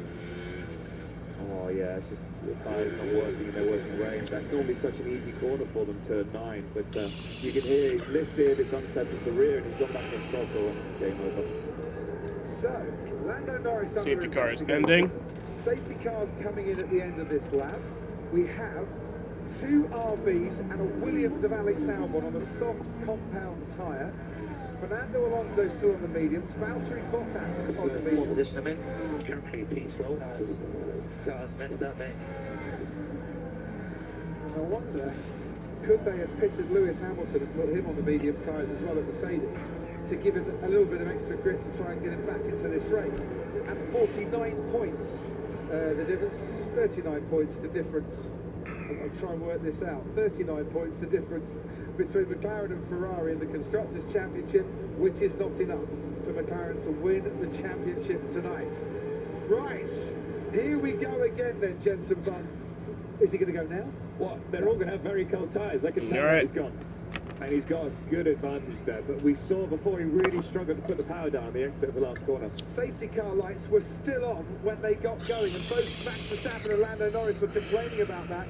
But Bernd Lando was in the pit lane, and Max has got going. And this time, Lando Norris, rather than attacking as the car under pressure, goes to the inside. Charles Leclerc is going to have to go around the outside. Norris stays a couple of car lengths ahead. Ferrari behind McLaren, and behind Ferrari is Oscar Piastri in the distance there, trying to get close as Lewis Lewis Hamilton struggling to warm up his tyres, drops down into 13th. George Russell, his teammate, runs 5th. Pierre Gasly is 6th. They're weaving to try and get temperature into these tyres. Not Fernando Alonso on the mediums. Seems like that is the best way to go here. But out in front, Max Verstappen has the lead over Lando Norris. Yeah, that was a much more relaxed restart than you exactly want to expect from the tyres and how the car would beam into turn 1. But yeah, look at Fernando Alonso. He's not weaving around to get temperature in the tyres. His tyres are working immediately, and I think that is the tyre to be on. It's just whether that car has the pace in it. But if it does, Fernando will extract it. Yeah, he might be putting a bit of pressure on Carlos Sainz when they come down the straight next time around. Shift to the front left. I see sparks coming from when I have a vibration. And Oscar Piastri has dropped a 10th to Charles Leclerc on this lap. Can't see sparks from riding on board with him, but he can certainly feel those vibrations as George Russell, I think, goes a little bit wide ahead of Pierre Gasly as they make their way towards the end of this latest lap of racing. 7/10 the difference between Verstappen and Norris. Gap then back to Charles Leclerc, gap to Oscar Piastri, gap to George Russell, gap to Gasly. Sainz, not much of a gap ahead of Fernando Alonso, but he stays ahead. Joe Guan Yu's in 9th and Alex Albon up into 10th, ahead of Kevin Magnussen. Hulkenberg, Perez, Stroll, Ocon and Colapinto are all out. Piastri is told everything looks good with his tyre, and we're on lap 44 and 57. Bernie Collins. DRS is enabled. Hello, Bernie, can you hear me? Oh yes, sorry. There was a bit going on there, Bucky, but I was just trying to listen to Piastri. That comes into the front left, and one of the things that we have to be aware of at the minute is that all of the punchers have been front left. All of the issues have been front left. And this track we have, in the past 2 seasons, have had issues with tyre durability here. So let's see how this progresses. Right, Alex Albon, that was his battle with Kevin Magnussen to get into 10th. Crucially, at the front end of this race, a 10-second stop-go penalty for Lando Norris for failing to slow under yellow 10-second stop-go penalty for Lando Norris. Down the straight. He did not That's lift huge. when he was behind Max Verstappen. There was a wing mirror. That's fucking huge. That's why the yellow flags were there. That is a severe penalty for Lando Norris. That is taking him way out of contention. Yeah, he just had the fastest lap. It is, because obviously there's only 12 laps to go, and they're all bunched up. He was really catching them too. Them a lot. I mean, the only thing he can do now is to be aggressive as he possibly can, get past Max and put as much time. But he's got 3 laps to serve that in. He's got 3 laps to serve that penalty within. Even if he got past Max now, he's not going to make up enough of the gap, is he? No, I mean, what, he's got 12 laps to make, 10 seconds on Max Verstappen, which isn't likely. Yeah, but he has 3 laps to serve the penalty, that's the thing. So when you get stop-go penalty... Oh, sorry, it's a stop-go 10 seconds. Yeah. Sorry, I thought it was just 10-second penalty. Oh, wow, that's massive. Yes. Lando has been given a 10-second stop-and-go penalty. 10-second stop-and-go penalty, which he needs to serve within 2 laps. That seems unbelievably extreme. But it's I assume they'll say it's the same. It is extreme. You've got to lift. When the yellow flags are there, you know as a driver gets it. The reason why drivers are told to lift. Meanwhile, Lewis Hamilton's been noted for speeding in the pit lane. He's already had a 5-second penalty for a false start.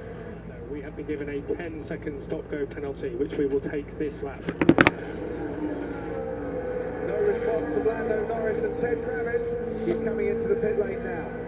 I think he probably can't believe it, like the rest of us can't believe it. I mean, I know it's a new race director, but let's just stress, it's not the race director who gives the penalties, it's the stewards. But this seems incredibly harsh and something we haven't seen for this kind of thing recently. So Lando is right in front of me, sitting there, and this is going to put him out of the points completely and last, Crofty, because it's a 36 seconds penalty, while everything included in the time it takes to come in, doesn't it? So it's going to amount to a race lost time of about 35 seconds.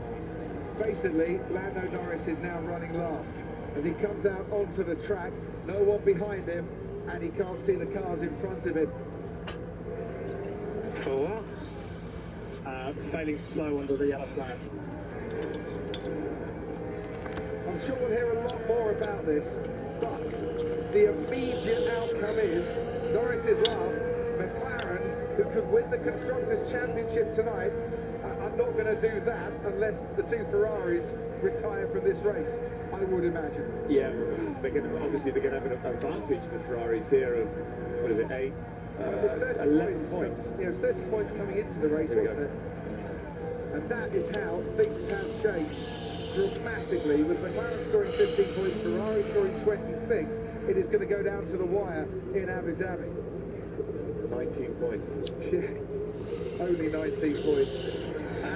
And by the way, Lewis Hamilton now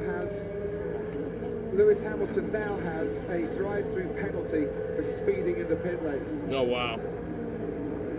Not the day for Lewis. And also 25.5. BB a little mate. Pushing. Zhou Guanyu moves up into 8th.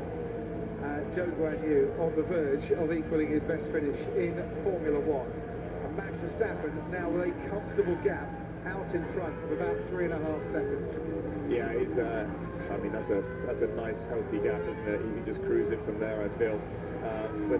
Yeah, Leclerc up into second. Obviously, Sainz down in P6. This is a big moment for Gasly as well in P5. That's a lot of points.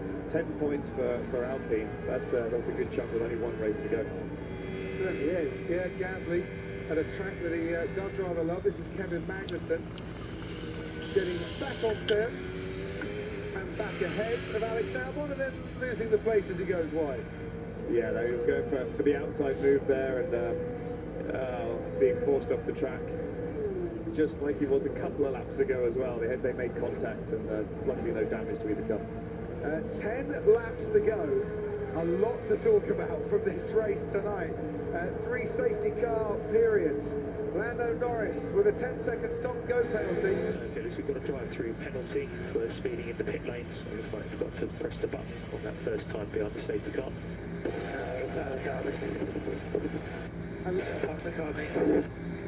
Negative. Yes, he is. Well, he wants to come in. He's had enough of this tonight. His penultimate race for Mercedes, and Lewis Hamilton saying, "Park the car, I want to retire," and being told, "No, you carry on." I mean, the frustrating thing is, it's been a pretty bad race for him with the puncture, and obviously not a great start. But he was in P11. He still had the opportunities to still fight for points after all of that and being a lap down. And that little mistake has, didn't put him last. Yeah, it's like I say, whatever could go wrong has gone wrong, really, for Lewis Hamilton in this race. You were Lewis's teammate for many years. This weekend, it's been good. Positive, negative, positive, negative. It'll be a negative after this race as well. What do you make of Lewis's state of mind? He just wants to get this season out of the way, or it's been mostly negative, and we saw the same thing in Brazil, and it's a real surprise for me. You know, conditions that Lewis normally thrives in, and the problem is once you have a couple of bad moments, especially when your teammate is just getting the best out of the car every single session, it starts hurting, and it spirals out of control. And even though you're a 7-time world champion, you forget that. You just think about that last moment that was negative. And now Lewis is told to pit to retire the car. More on that in a moment. Oh, now he's being told to retire the car. Swoop around the outside of the soft tyre running Williams of Alex Albon and up into 9th place. And Ted, Lewis Hamilton will be coming in into the pit lane. I'm assuming they want to. Well, he's actually carried on. He has carried on. I think they were discussing it. Lewis was very much of the opinion that he was just going to come into the pit lane and turn the car off himself.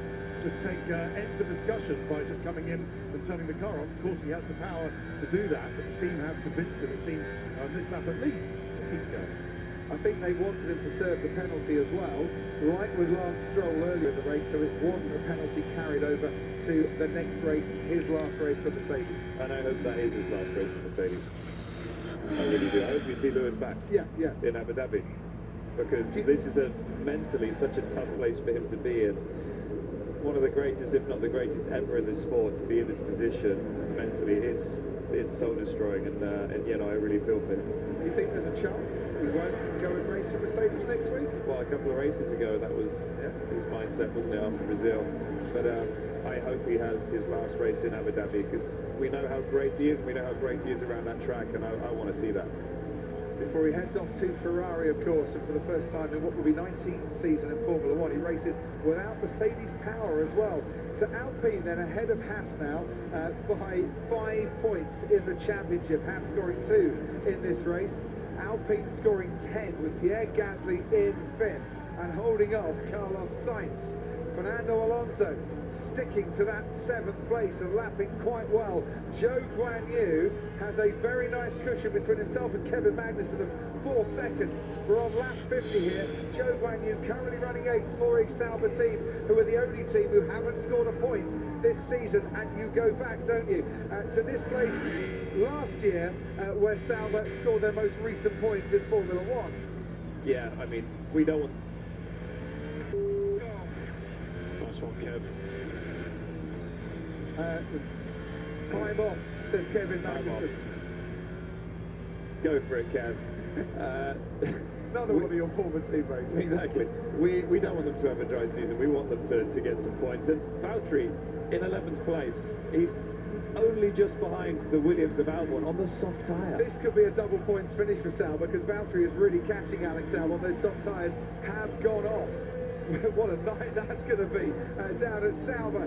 What a night for Max Verstappen, who clinched the title last week in Las Vegas and is very much in the drive back to winning ways here tonight. Brilliant drive in the wet, of course, in Sao Paulo for victory.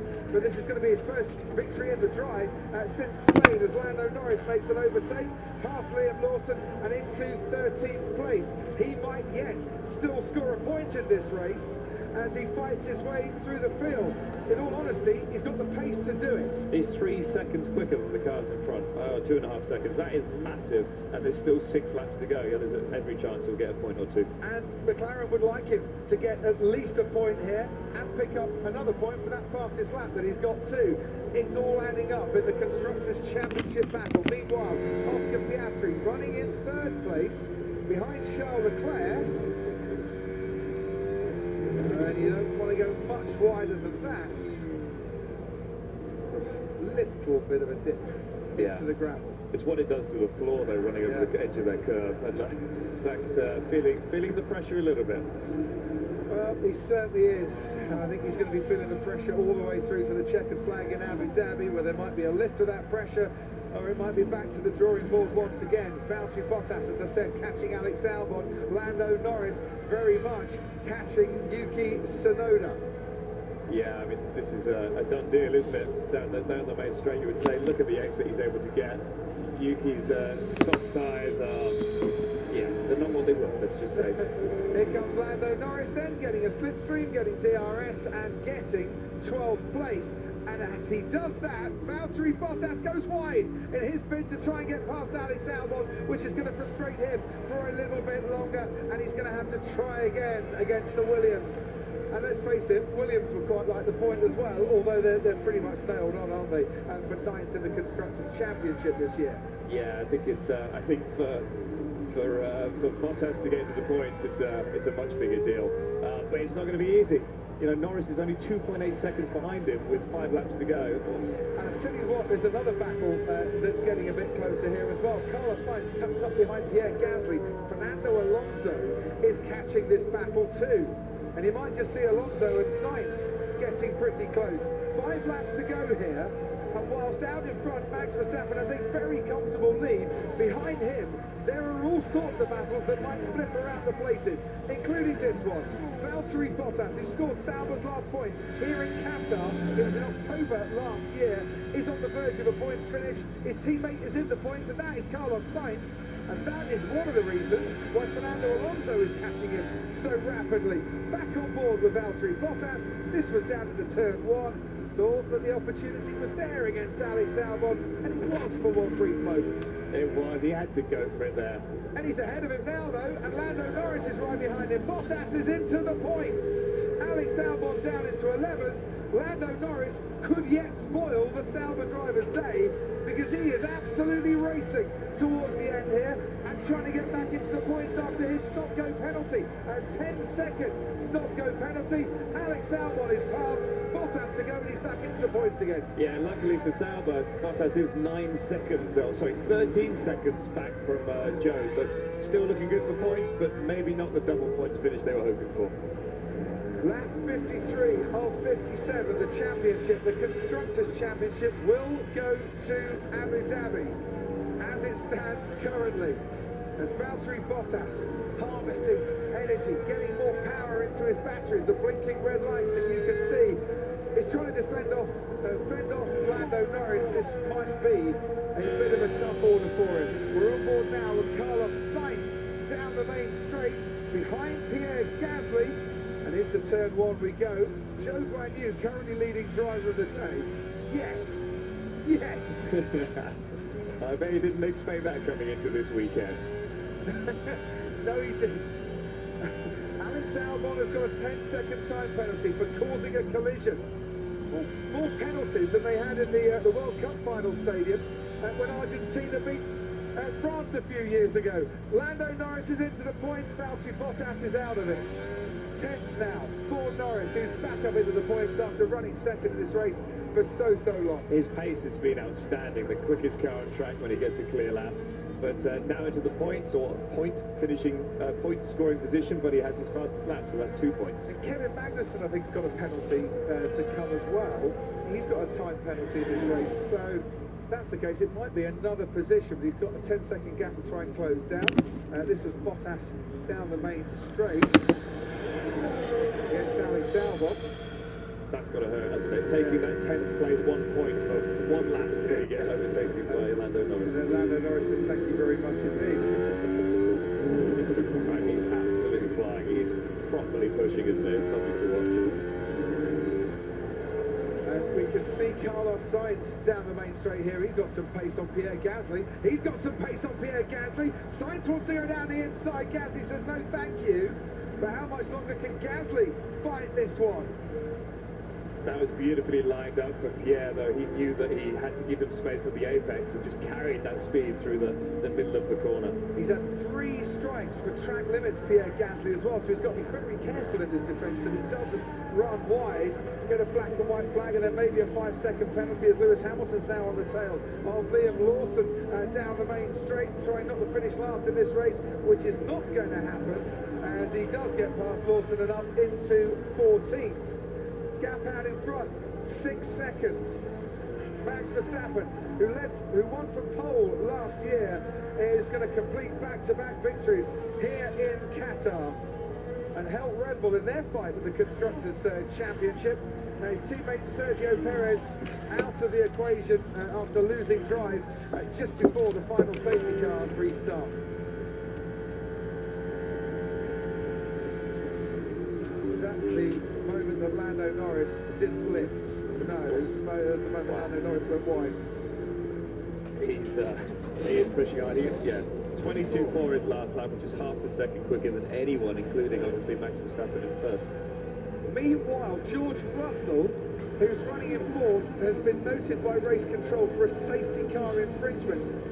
Whether that's he got past someone before the safety car had gone away, or he went too quick. With the lights still on, I don't know, but it's just a safety car infringement. Hasn't been passed to the stewards at the moment. There's a lot to be decided, isn't there? And a few explanations coming our way, I'm sure. Oscar Piastri, meanwhile, gaining on Charles Leclerc. Maybe going for one last hurrah before the checkered flag. Albon pits for Williams. Sainz is 0.8 of a second behind Gasly, as we can see on screen. He's going to be hoping to stay as close as he can to get that DRS and have another opportunity into turn 1. I've noticed that Gasly has been recharging a lot more in the first sector than the Ferrari is. Because he's going to need that in defence when they go down the straight the next time around. Final lap. Verstappen currently 37 seconds ahead of Lando Norris, who lost 36 seconds with that stop-go penalty. Oh, that could have been quite the duel if Lando had lifted off and not got that penalty. In second, Leclerc. Third, Piastri. Fourth, Russell. Fifth, Gasly. Sixth, Sainz down the main straight. The electrical energy, the Earth system doing its job for Pierre Gasly stays ahead of Carlos Sainz, who had the slipstream and the DRS. Gasly had the extra boost for that. Out in front, Verstappen is making his way through turn 6. He has coped brilliantly and did a superb job to dispatch George Russell right at the start. Yeah, definitely. I mean, I don't know, it's just at the fastest lap of the race. He's reading the race really well as well. Yeah, he's in the points now. So obviously the penalty for Lando. Did he lift? He gained on me in that sector. So he's read the race perfectly. The awareness of Max Verstappen very much coming to the fore. As we arrived at the racetrack today, we were discussing this, weren't we? That penalty, that one-place grid penalty that took pole away from him, what would that do for Max Verstappen? We all thought it would serve to inspire and to energise, and that is exactly what it has done. He had the motivation, he had the determination, he had the acceleration. Max Verstappen wins the Qatar Grand Prix. Verstappen wins the Qatar Grand Prix. What a performance from the four-time world champion. Charles Leclerc comes home to take second. Yep, so Leclerc finishes second, Piastri third. Piastri comes third in the Constructors' Championship. Ferrari needed to outscore McLaren tonight. They have done that. They take the fight to Abu Dhabi in a week's time. Verstappen, Leclerc, Piastri. Gasly got 5th, that's cool. Back into 6th in the 30 Zhou Guanyu got 8th. For 6th of the Constructors. Carlos Sainz finishes 6th on the track. Fernando Alonso, inspired tyre choice to be on the mediums at the end, ahead of Zhou Guanyu. Brilliant performance for him and for Sauber. Their first points of the season. Well done. And I hope he hung on to driver of the day as well. Kevin Magnussen takes 9th. Lando Norris comes home for 10th. What a Qatar Grand Prix. Yeah, what we thought was going to be difficult because of the DRS train turned into a fantastic race. It's amazing what a safety car and a few virtual safety cars could do, isn't it? What? Oh, he did! Yes. Zhou Guanyu, driver of the day. Whoever voted for Zhou Guanyu, well done. Yeah, we'll applaud that from the commentary box. Excellent efforts. We say goodbye to him for the time being at the end of the next race. He is a very, very good, very likeable human being, Zhou Guanyu, and actually a much better driver than it has shown with his results this season. Hey, mate.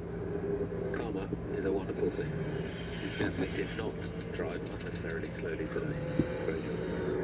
Simply lovely, guys. Yes, yes, yes, yes. What an unbelievable race again. That was really fun. Max, that was brilliant. Absolutely brilliant. You nailed it from the start, and on either the left or the right side, you'd have done it today. So, absolutely outstanding. Your 9th victory of the year. That is quite an achievement. Well done, mate. Simply a lovely evening again. Is all Max wants to say for the moment.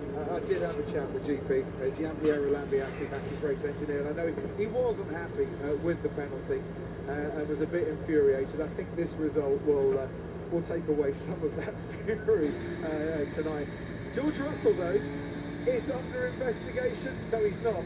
He's got a 5-second time penalty. Oh, Russell got a 5-second time penalty, so that will actually move Gasly up to 4th. He's going to be okay, and he'll hang on to 4th place. Oh, wait, no. No, that, sorry. I was looking at that after his penalty. Seconds, but it means now in terms of his race result. Yeah, it doesn't make any difference, so that is your result, but wow, I mean, that had a bit of everything, didn't it, there? Yeah.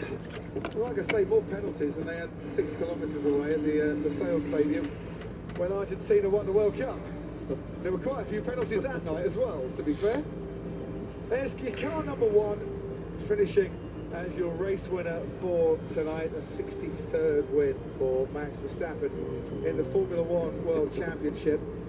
The Constructors' Championship, well, it's between Ferrari and McLaren. McLaren and Ferrari tonight was Ferrari's night.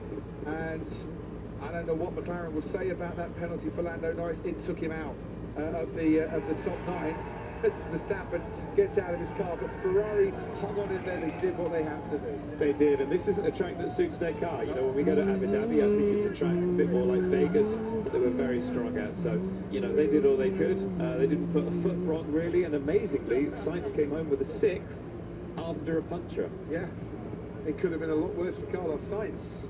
He and Lewis Hamilton picking up that puncture. And Valtteri Bottas ran over the wing mirror. And Charles Leclerc, by the way, his second place tonight, that takes him to within 7 points of Lando Norris in that battle for the number 2 spot. Now, I know you used to hate finishing second, but, you know, is it something for the drivers to be runner-up? Definitely. I mean, they're not just fighting for the constructors in the last race now. They're going to be fighting for second in the World Championship. So, yeah, it definitely means something. And you've beaten the other 18 drivers, so you've done okay. And he did all that without taking a drink tonight as well, Charles Leclerc. His drink system was broken, and they didn't have time to fix it on the grid. He'll be happy with the safety cars and the virtual safety cars then, so we can have a little breather, because that's not easy with the amount of G-force they're putting around here. This is a physical one. It certainly is. Imagine last year in October if he hadn't been able to have a drink. He'd have been doing what the marathon runners do, you triathletes. He'd have been asking for someone to hand him a water bottle from the side as he went past. That was a hot night last year. The fireworks are very, very pretty this evening. We have a wonderful view, don't we? Yeah, we do actually from our commentary box. Just turn to the left-hand side. They look superb. Driver of the day for you? Oh, Joe Guanyu, without a doubt.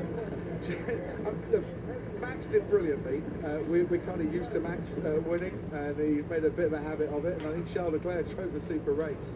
And Pierre Gasly drove a super race as well. But I'm just giving it to Joe Guanyu because I hate to see anyone be pointless at the end of the season. So come on, Valtteri, for Abu Dhabi. And chunky points, 4 points. So very well done to him. Yeah. I think Valtteri Bottas will still stay last.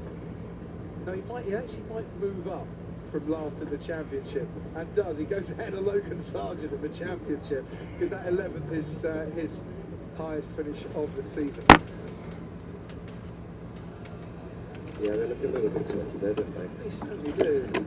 Right, here's the points as they stand. The constructors' points: McLaren 640, Ferrari 619. That's a 31-point difference to take to Abu Dhabi, which sounds like it should be comfortable for McLaren, but as we saw with Lando Norris, anything can happen. It can. Obviously, Red Bull are out of the title fight now. They have dropped out. They have dropped out of the title fight. Former Red Bull driver David Coulthard is hosting the post-race interviews. So Oscar Piastri, third place finisher in what was a very eventful race. Safety cars galore, penalties, and you had quite a few moments as you were in your own battle. We saw you working the wheel hard to keep the car on track. Yeah, it was a tricky race. I think you know, the cars at the front seemed to have very similar pace to each other, and it was really, really tough to make the inroads to get into DRS, and then far enough into DRS to overtake. So a couple of good moments with Charles out there, and yeah, nice to end up on the podium, but not quite the result we're looking for. Yeah, this does mean that this championship battle well and truly goes down to the final Grand Prix. Yeah, I'm not sure what Lando's penalty was for, but yeah, obviously quite a big one. So yeah, it's going to be an exciting end to the year. I think you know, hopefully we can be strong, but it's going to take everything we've got to seal the deal. A year ago, we saw you all exhausted at the end of this race. The safety cars have broken this one up, so physically a lot more controlled this year. Definitely, I think just the temperature as well. You know, the track's a lot faster this year, so it should be tougher. But I think the fact that it's not a sauna in the car this year is making life a bit easier. So fun race, mega track. You know, it's probably the most fun of the whole year around here. So yeah, enjoyed the race, just not quite the result. Great to hear you love the track. We'll leave you to go and enjoy the podium.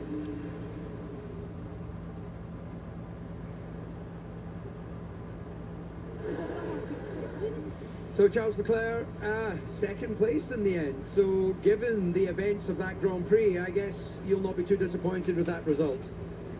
I'm really happy. I mean, honestly, I will have signed straight away if I had a paper that told me that we will finish second after a weekend like this, especially on a track like this, because our car characteristics is not fitting very well with this track, and we knew it was going to be a very difficult weekend compared to the McLaren, but at the end we managed to take some points away from them. So yeah, the fight will be all the way to the last race in Abu Dhabi next week. We had that controversial moment with a couple of punctures. Your teammate picked up that puncture. Were you well aware of the debris on track? Were you in contact with your engineer? Honestly, I don't know whether it was the debris or the way the curves are and the way we need to ride the curves. On the curves, I just ignored it because I knew that there was too much performance in it, and I was just hoping to not have a puncture myself as well. For the debris, I was staying on the left in the straights, hoping that it wouldn't bite me, and it didn't. Hopefully, it's a shame for Carlos because obviously as a team it would have been great to be further up with Carlos. But yeah, it's the way it goes, and it's still a positive weekend overall for the team. So given that you weren't expecting this circuit to be strong for you, as we go down to the wire for the constructors a week's time in Abu Dhabi, where do you see yourself in performance terms there? It's difficult to know. I think we're all very close, so I think it's going to be very tight, but it's exciting. Yeah, 21 points is still a lot, but everything is possible and we'll give it all. Okay, well, congratulations. Enjoy the podium.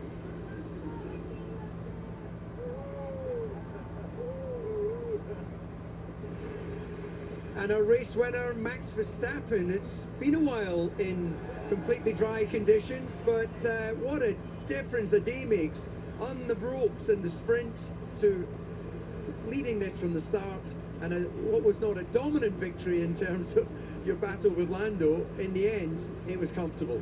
Yeah, it was a very good race. Of course, already yesterday in qualifying, the car was a lot better, and yeah, today that first stint was very, very fast. Lando and I were just within 1.8 seconds of each other the whole time, pushing each other, and honestly, it was a lot of fun out there. This track has a lot of grip, and this year the tires are really holding on. So that was honestly a lot of fun to be, you know, really pushing the tire.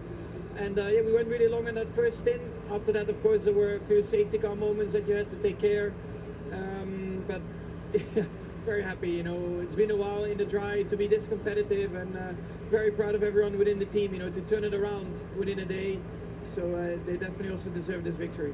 You mentioned the safety cars. It looked, the first one you absolutely aced the restart. The second one, you put yourself under a lot of pressure, and it was some brilliant wheel-to-wheel action into turn one, and then you got the final one spot on. So was it like it looked? You just didn't quite get the traction in the second? On the hard tires, there's very little grip. You know, you just come out of the box, so they're already cold, and then immediately, of course, we had the safety car, and behind the safety car, you can't warm them up. And then I tried something different out of the last corner, where I had no rear grip basically, so I just struggled for traction out of the corner, and then it got a bit spicy into turn one, but I think that's great to see. And then yeah, after that we drove it to the end with good pace. So yeah, very happy to win here. We've got these three amazing races. You had your World Championship in Vegas. Here we are a week later, you're winning, and in 1 week's time we're going to be in Abu Dhabi. Have you any idea where your performance will be? Because it seems so close between all of the main teams. Yeah, it's difficult to say. Of course, the last few years we've always been quite competitive there, so I hope we can be competitive again, but we'll pay attention to detail, you know, to try and optimize the car, and hopefully, yeah, we can fight for a win there again. Well, look, you're going to enjoy the podium. Congratulations on this fantastic victory. And ladies and gentlemen, in 1 week's time, we'll have the showdown for the Constructors' Championship in Abu Dhabi. We certainly will. Thank you, DC. McLaren or Ferrari, Ferrari or McLaren, that's for next week. Tonight's, it was Max Verstappen on top and in control. And whilst he didn't technically lead from start to finish, he kind of did after the first corner. Yes, he did. And when we talk about the Constructors' Championship, we didn't have one of the cars from those teams fighting for the Constructors' Championship starting on pole position or second, and they didn't win it either. So it just shows how fantastic this sport is at the moment, how competitive. And that is Grand Prix diving, not stage diving, it's Grand Prix diving. And he's rather getting used to diving into the arms of his waiting mechanics. Here's Max Verstappen, who rather loves it under the lights. The last three races have been pretty impressive for him, haven't they? Brazil win, Vegas winning the World Championship, and winning here as well. Yeah, 2 wins and 3 and a title to go with it as well. To the post-race podcast. I had no grip. Getting me? A few technical problems from the cool-down room. Sadly, we don't get a chance to hear Oscar Piastri That's stupid. You get to listen to us instead. Lucky. Your overriding. I wanted to listen to the cool down room. Jensen. I personally, I would. It's a shame Lando got the penalty. We'd love to have seen him battle Max Verstappen. Not complaining about the penalty. Yes, snap right. Here we go. Go. But also the lights on the safety car weren't going on. So the second one where we all like went at the last corner, I think the second one. I couldn't understand. I had no idea what was going to happen.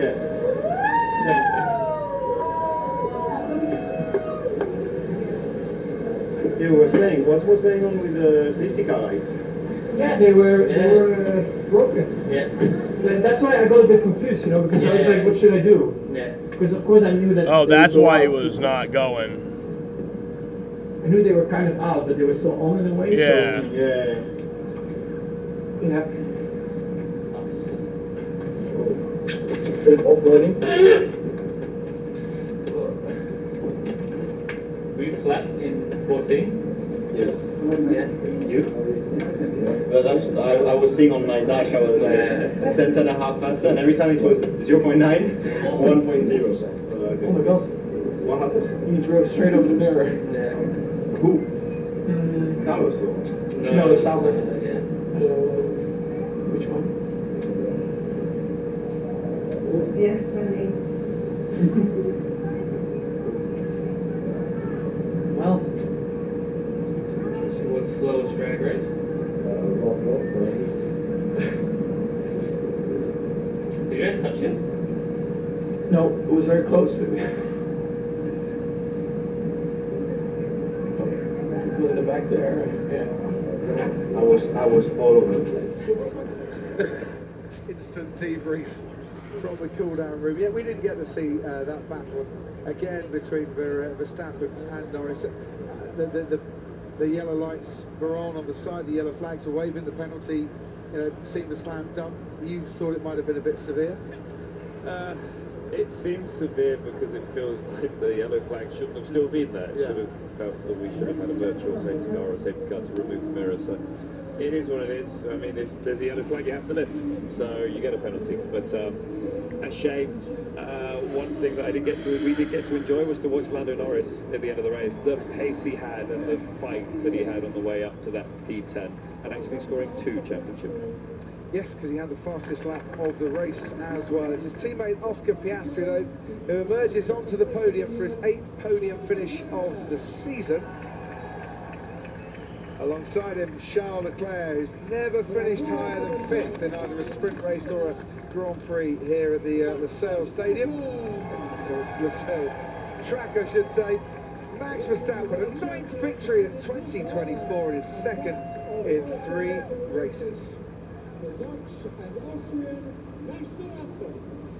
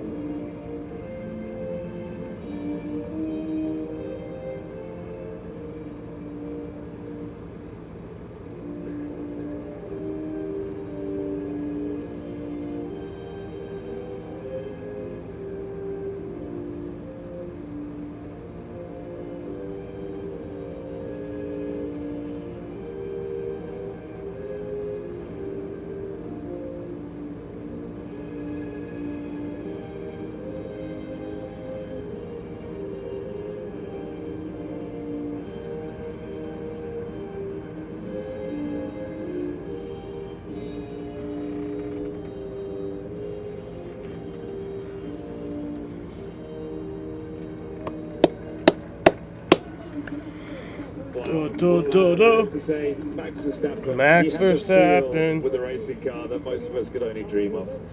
Where he could put the car, his understanding of a race car. That was an exceptional win, and I think that's Max Verstappen through and through that victory. Remember the sprint yesterday when he couldn't get past Nico Hülkenberg, couldn't make an impression on the Haas? Well, it all changed around, didn't it, in qualifying in the race here. Red Bull and Max Verstappen Get to found medal. They did, and he didn't think he'd get another win after his win sort of 12 races ago, but he's won 2. And, you know, we look forward to the 2025 season, and he is a real challenger, even though we thought he'd dropped off his pace and the team's pace, but he will be taking it to McLaren, Ferrari and Mercedes. 3 different constructors on the podium tonight. Red Bull on top, Ferrari closing the gap to McLaren, now 31 points in that Constructors' Championship. The fight will go down to Abu Dhabi. Second place for Charles Leclerc.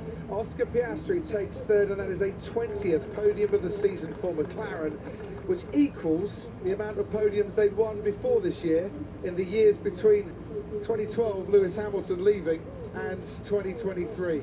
So that shows the performance of McLaren this season, shows how Ferrari have come back into it, shows how Red Bull have raised their game to stay on top, and we have one more race to go in 2024.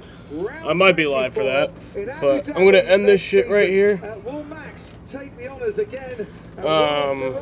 Fun times. Finish in that order, or will it be McLaren and Ferrari? Yeah, congrats to Max Verstappen once again. I want to thank you guys.